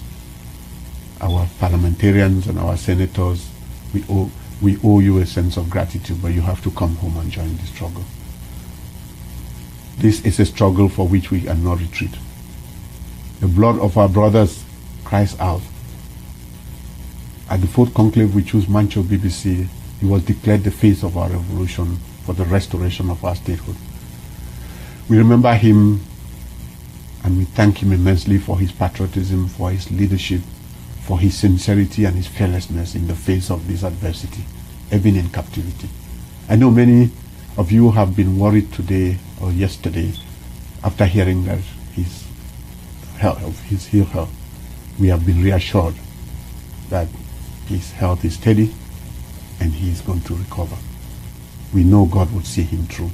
God will see all of us through. All those in detention, Comrade Terence, Asa Patrick Dango, Abang Maxwell, you name them, all of the brothers and sisters in prison who remain in captivity. Our hearts go out with you, and we know someday and very soon you will all join us in our freedom train. When we look at honorable people like Fongoji Dinka, Ambassador Henry Fossong, Mullah John Litumbe, Dr. Fongalan Fopan Dangam, Professor Carson Anyangwe, and many more, we will never retreat nor surrender until the aspirations of a free Ambazonia, the dream of all of us, is seen. Our leaders have come, those who have done this before, they have gone before us. John Gufoncha, E.M.L. Ndeli, Augustine Gomjua, S.T. Muna, Chief Ayamba, Albert Mukong, Dr. Bernard Folon, and many more. We have never come this far from freeing our country. We cannot go back without freeing this nation. We have never seen the collective resolve of our people this strong for a free Ambazonia. Never before have we come this close. Nobody ever imagined that we as a people across all ages, across groups, teachers and lawyers, taxi drivers and Okada riders, professionals and Bayam Selam, farmers and all our people serving in the public security forces, traders and the unemployed and the youth, nurses and doctors, we have never come this close before. We will come together. We have come together, and this resolve will not change. Let us continue to withstand all forms of brutality and remain resilient till we have our own country back. A country with responsible and accountable public service. Strong institutions, not strong people. A country where we have respect for democratic institutions and human rights values. A country where people and not power is in charge. This will always remain the pillar of our country and our communities. Let us thank God for taking us this far. And let us equally thank him in advance for the many victories he has assured us. Permit me to end this address with a couple of quotes. Nobody in history has ever gotten their freedom by appealing to the moral sense of the people who were oppressing them. That's by Afeni Shako. Franz Fanon says, freedom fought for is better than freedom compromised. And of course, our very own Mahatma Gandhi, who said, first they would ignore you, next they would laugh at you, then they will fight you, but ultimately you will win. As we can see, La Republique has fought us, they've ignored us, they've laughed at us, now they're fighting us, and ultimately we will win. So my fellow brothers and sisters, on that note, I want to wish a short life to the struggle. Long live the Federal Republic of Ambazonia, and God bless you all. Happy New Year, happy 2018. The year of our recognition and homecoming. God bless you.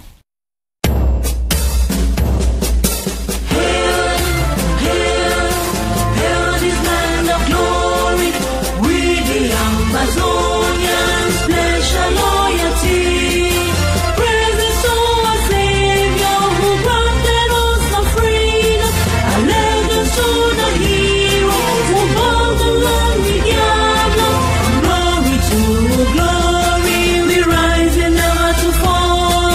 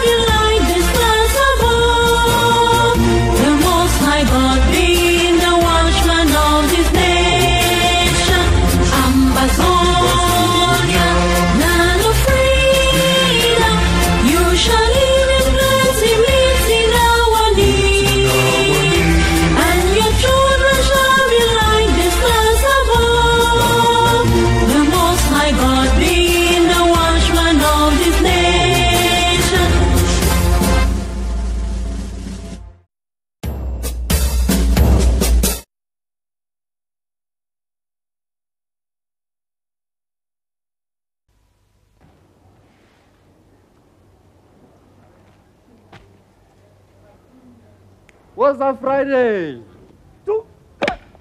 Hey, Friday. Ha, ziyapuruma namhlanje. Hamba nobani? Uzongithola. Wemadlamini uphi umqombothi lapho? Awu, yazi mangifika ekhaya ngiyothola umqombothi madoda. Wemadlamini uphi umqombothi? Wemadlamini uphi umqombothi?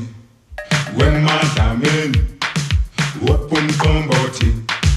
Wemadlamini uphi umqombothi?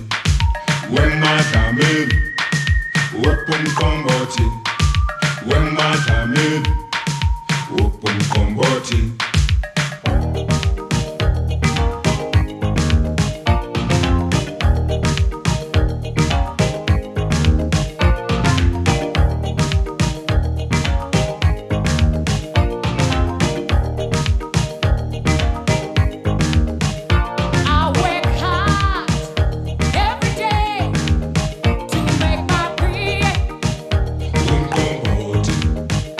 Wake up early,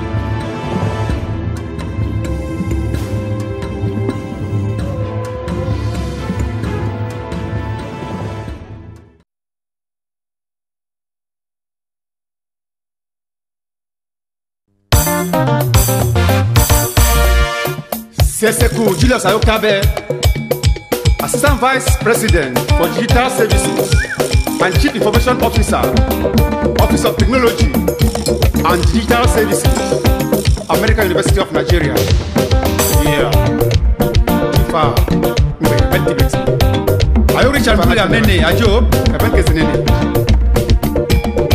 Aramejieba, oh, Ajo, Aramejieba,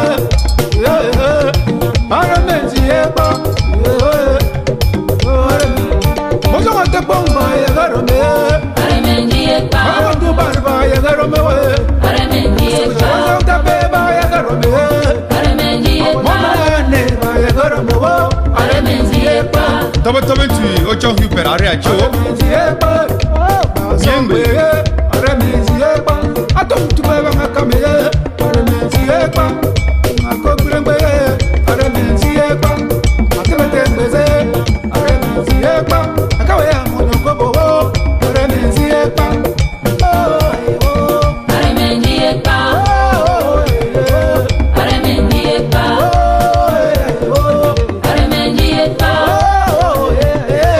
Aramejieba, Mangbe agobaki ajo. Wow, ya monyo, oh, wow, ya monyo,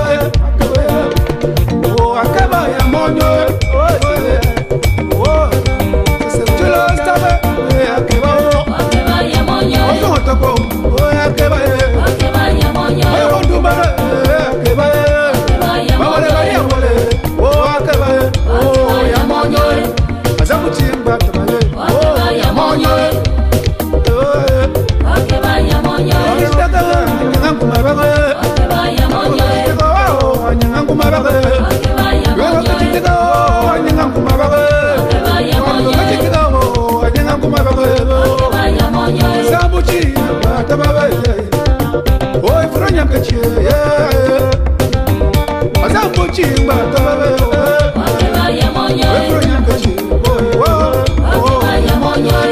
Tombang akakoro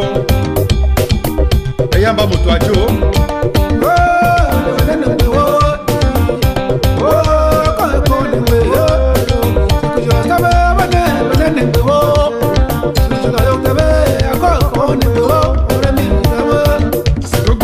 Tabe ayo ajo.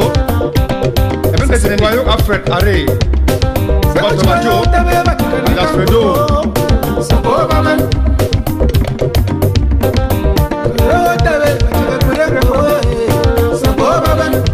Samuel ayo ajo.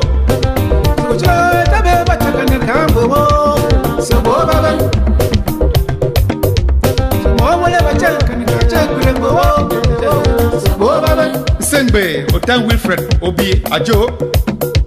Mr. Ojo ayo Robert Akanyi ajo. Ayokne Agbo Maki ajo.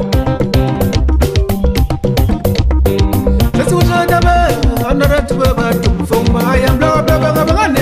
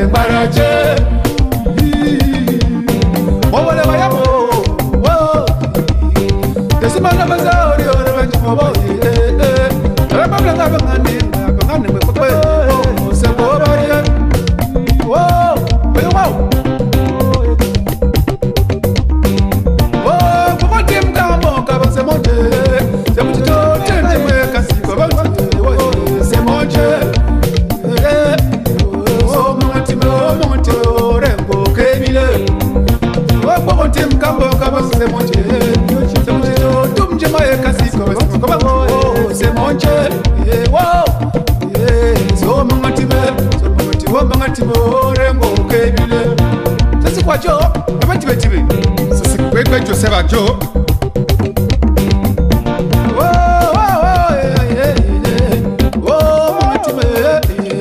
Mayo mata alias de Biscata et pas pour manager.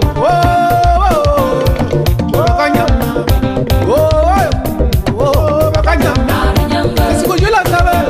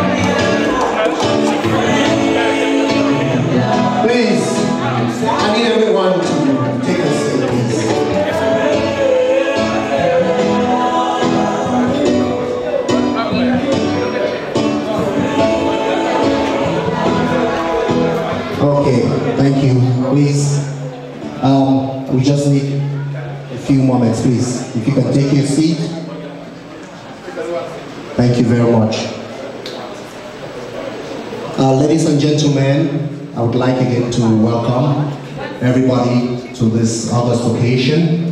On behalf of the Houston Support the Struggle, we would like to welcome everyone, those coming from far and wide, from out of state, from out of town, Dallas, Oklahoma, San Antonio, Austin. You are very welcome to Texas, to Houston. We would like also to welcome the Chairman and the Secretary General. We hope you're having a wonderful time here in Texas. We bid you a wonderful stay here, and on behalf of our Texans, we welcome you. We hope you will enjoy Houston. Ladies and gentlemen, before we proceed, I would like to ask everybody to indulge us, as with anything that's divinely ordained, we have to invoke the presence of the Lord. And at this juncture, I would like to introduce a pastor who will take us through that. Please, let's give a hand for Pastor John Egiawa. Pastor John, where are you?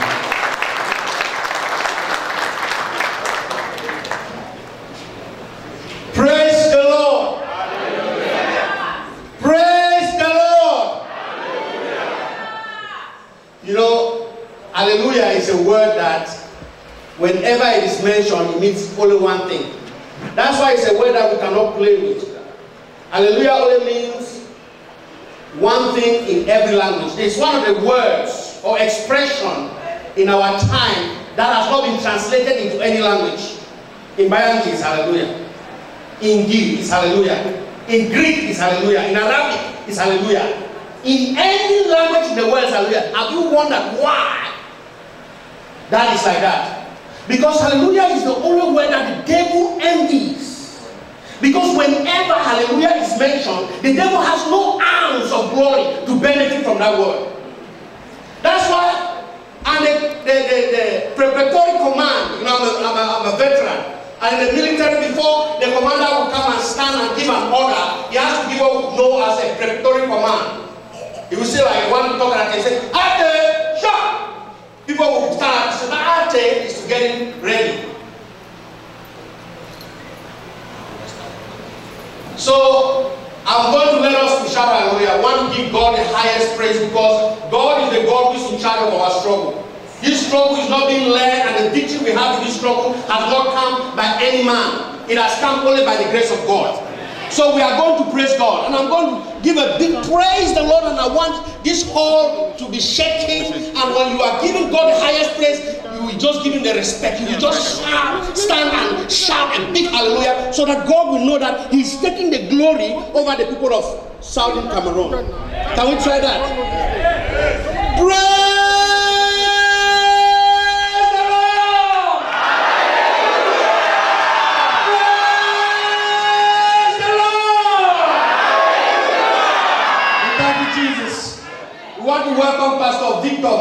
come and give us opening prayer?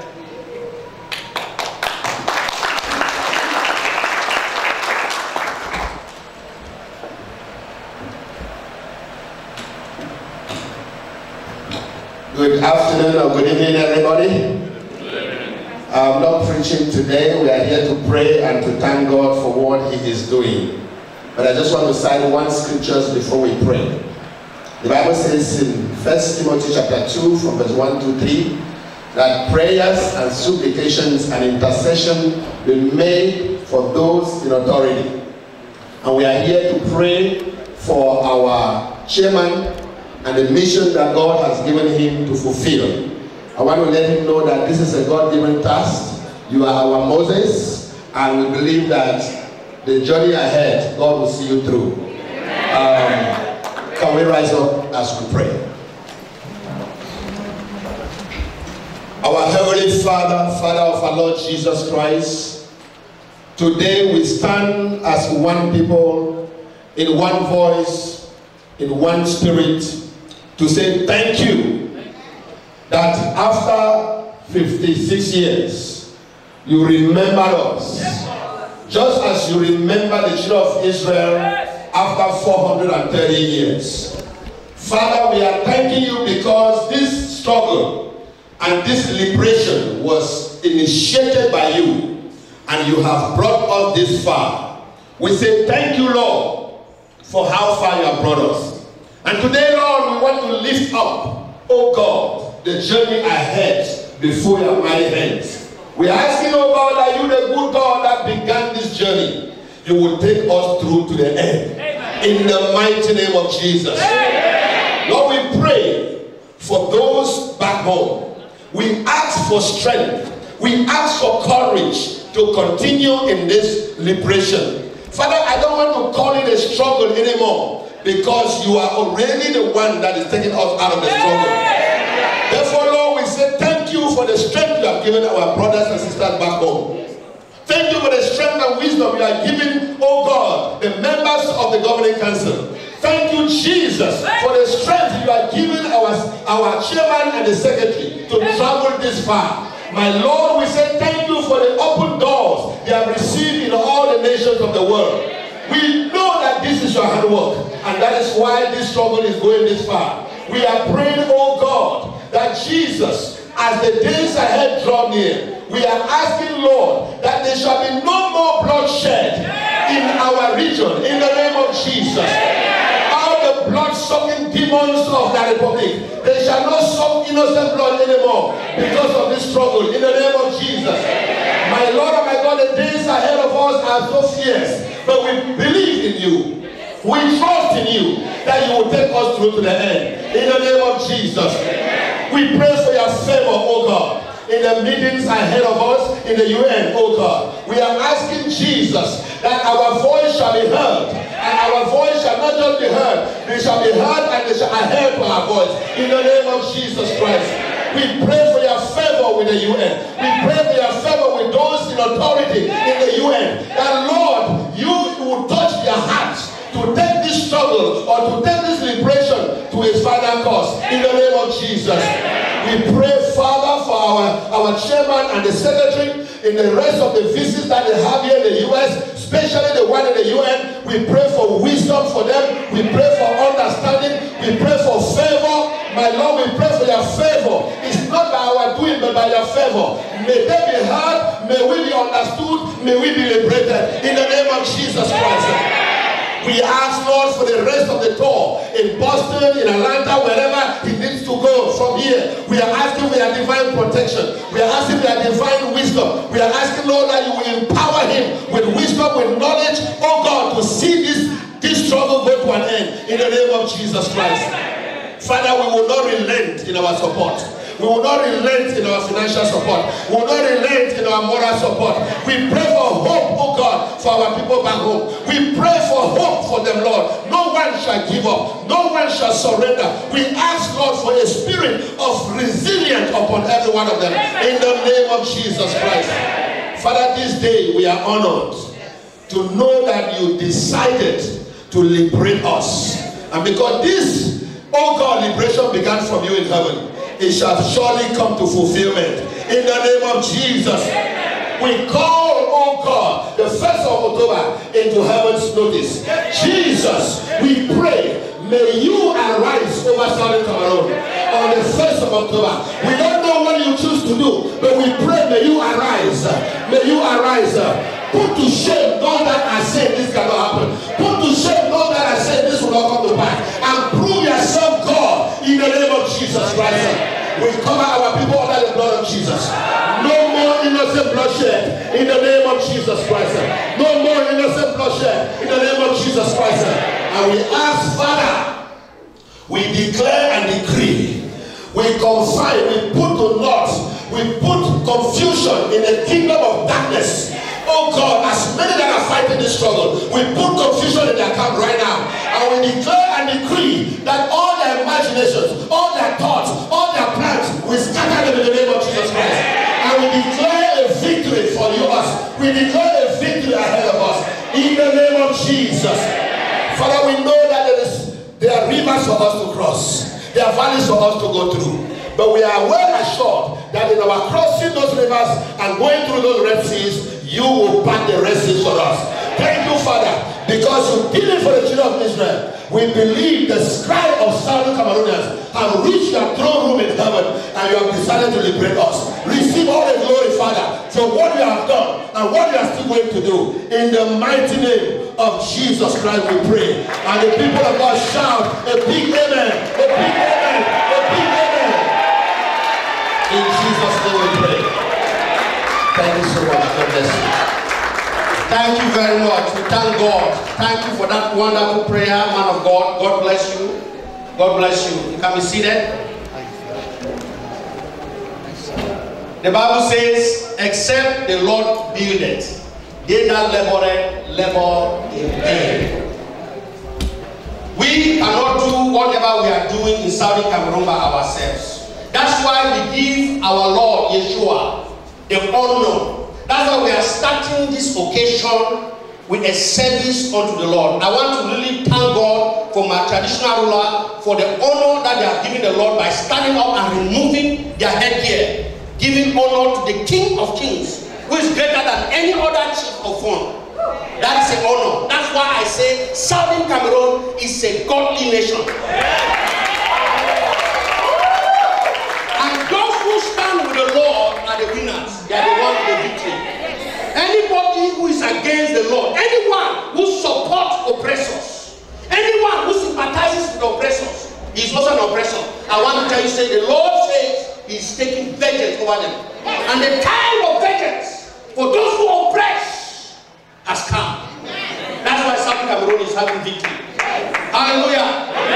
Because we are a nation, we cannot go on with this occasion having His Excellency here with us. We want to sing the national anthem. We are going to call Comrade Ayan. He's going to come and lead us to the national anthem. You will stand up and you will place your right hand over your breast while we sing the national anthem.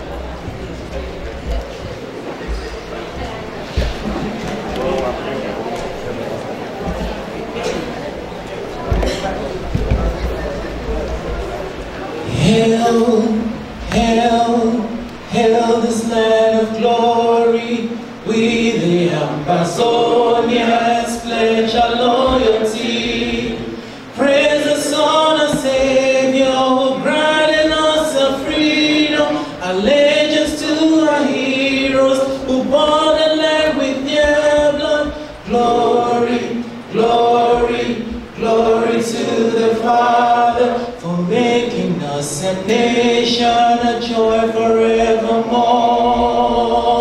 Ambazonia, land of freedom, we shall live and plenty meet in our needs, and your children shall be like the stars above. The Most High God be the watchman of this nation.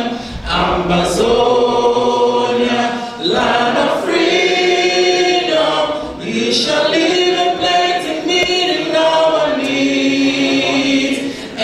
Children shall be like the stars above. The Most High God be the watchman of this nation.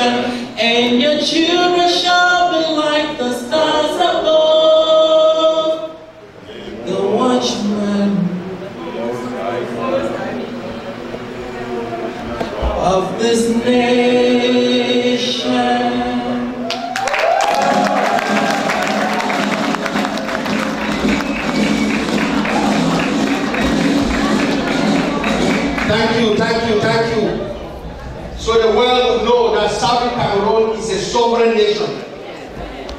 It's a sovereign nation. Even in our national anthem, we honor the Lord. We honor the Lord in everything we do because God is the one going ahead of us. Hallelujah. Right here, a little time of praise. God's people are always rejoicing. When you dance this dance, let it be the dance of victory. Because the Lord has gone ahead of us. The battle is his battle. It is not our battle. So dance because the Lord is with you. So we want to call on the praise and worship team. Oh, Pastor Victor, team that's okay, great.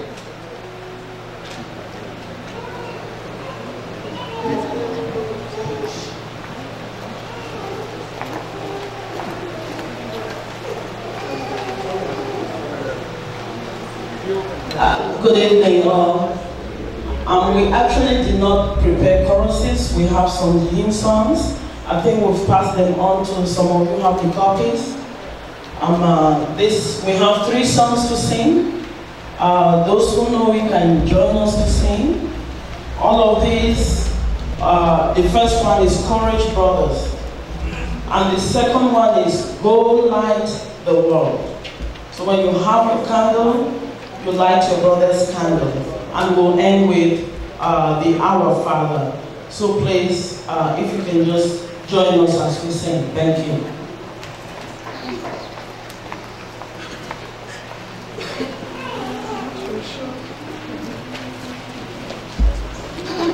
We'll start with Courage Brothers. Please forget about the melody, read the words. That's what is important.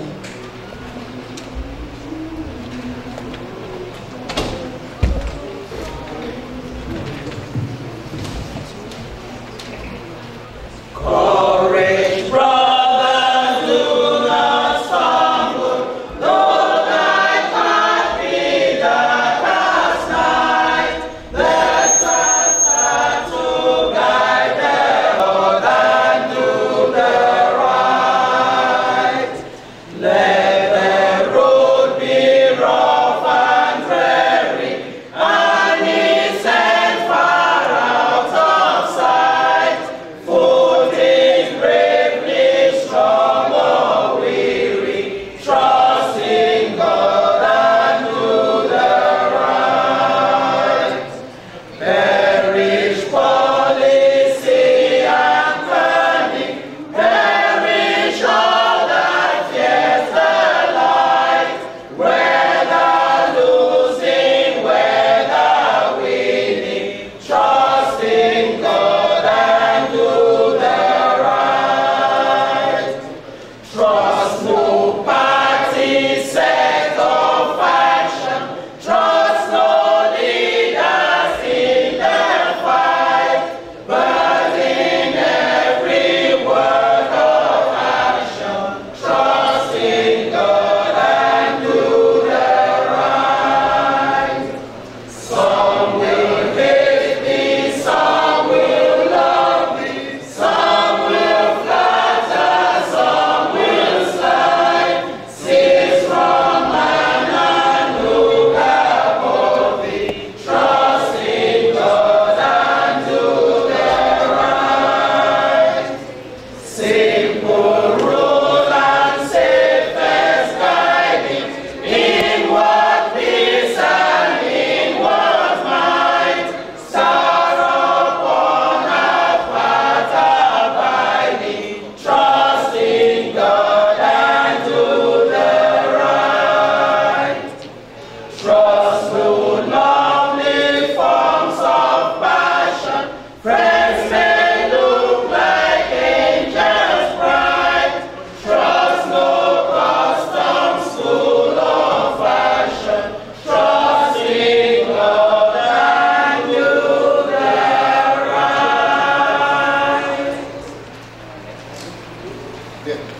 The next one is Go Light Your World.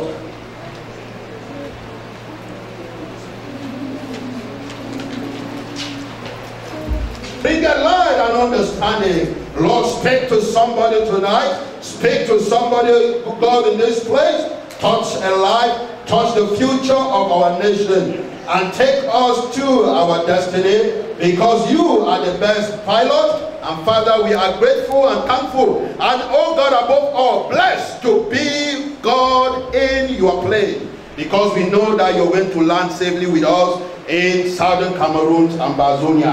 Let your name be glorified in Jesus' mighty name. We have prayed. And let the people of God say amen. Amen. Hallelujah. Be seated. I will not take a lot of your time.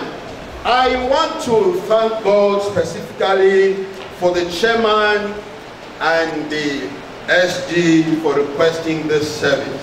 When they did this, my heart melted. I was like, God, wow, what a country are we going to have that the leaders say they will not spend a Sunday doing anything without attending a service. They actually said they will not come this time because they wanted to attend a service in Maryland before they come. And they said the only way they can be here is that we accept to do a service for them. Yeah. My goodness, can we give a hand clap?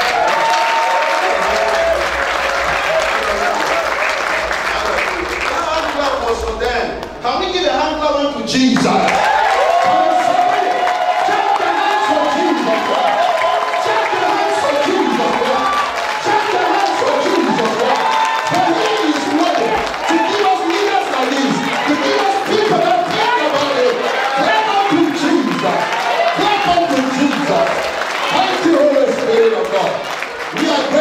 You, oh God. If you have your Bibles with you, I want to take us to something in the book of John.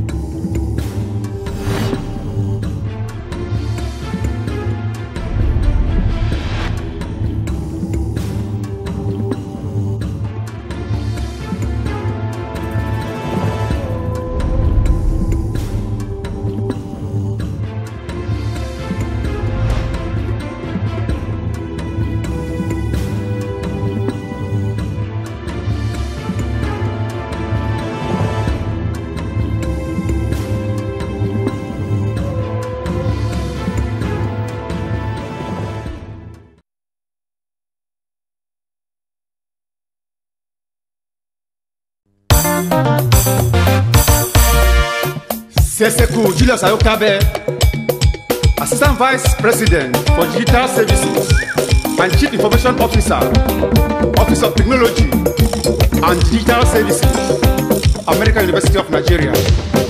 Yeah. Ifa, Ultimate. Ayo Richard Familia Mene, Ajo, Kevin Kesenene. Aramejieko, oh, Ajao, Aramejieko.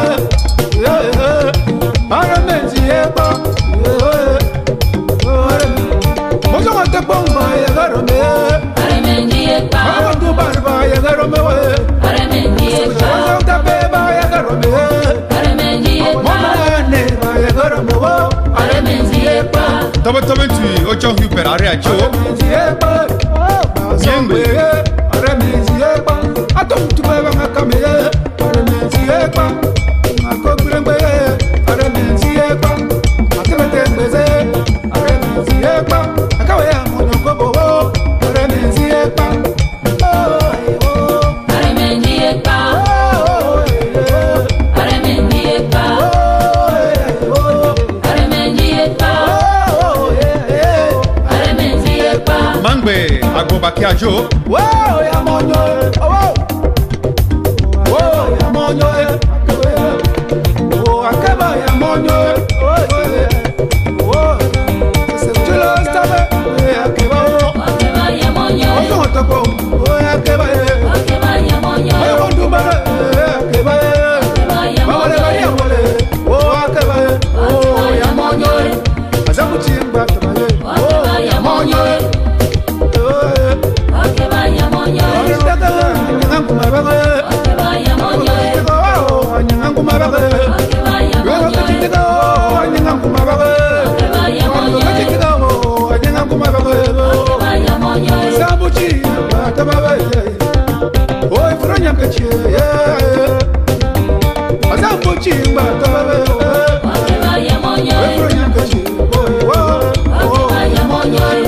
Tomben aka okoro eyamba mutu ajo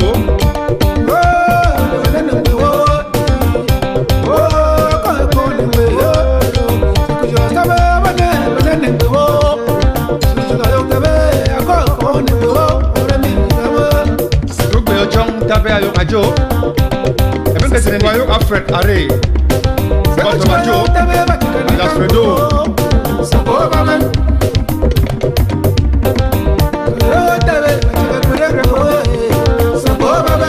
Gabo Samuel ayo ajo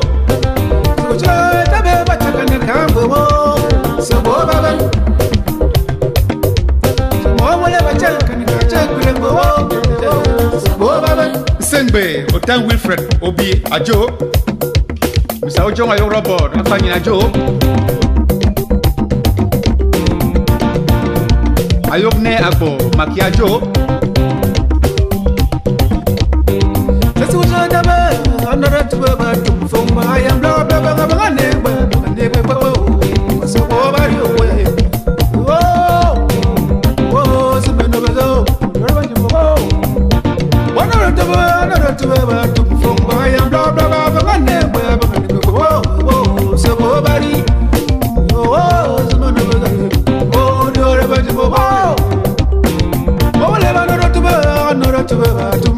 I am blah blah blah blah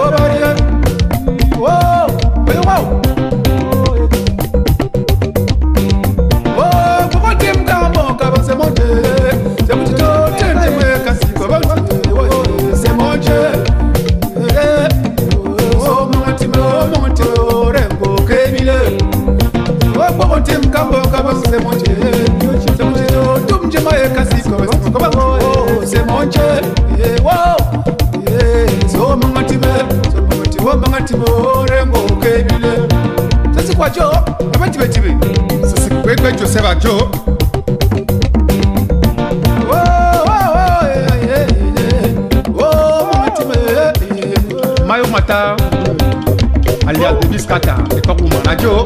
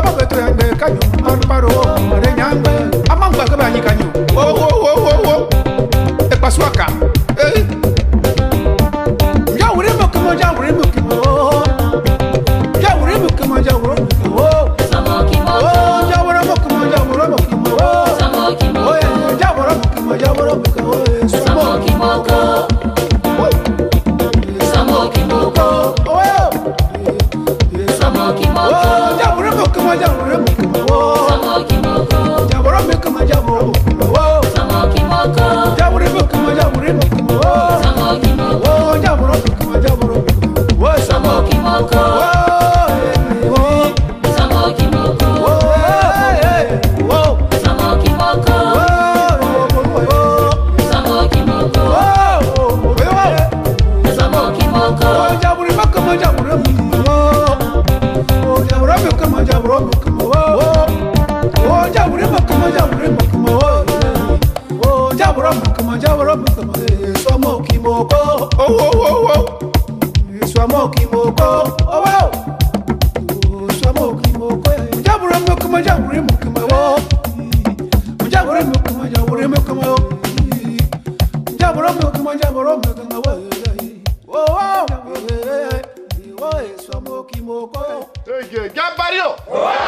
Jabario. Kamutanga.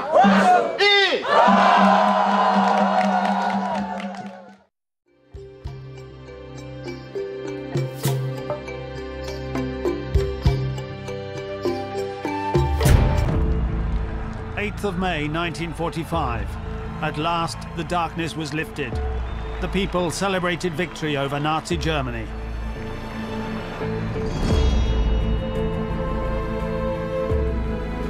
From the D-Day landings on the beaches of Normandy in June 1944, it took the Allies almost a full year to win the war.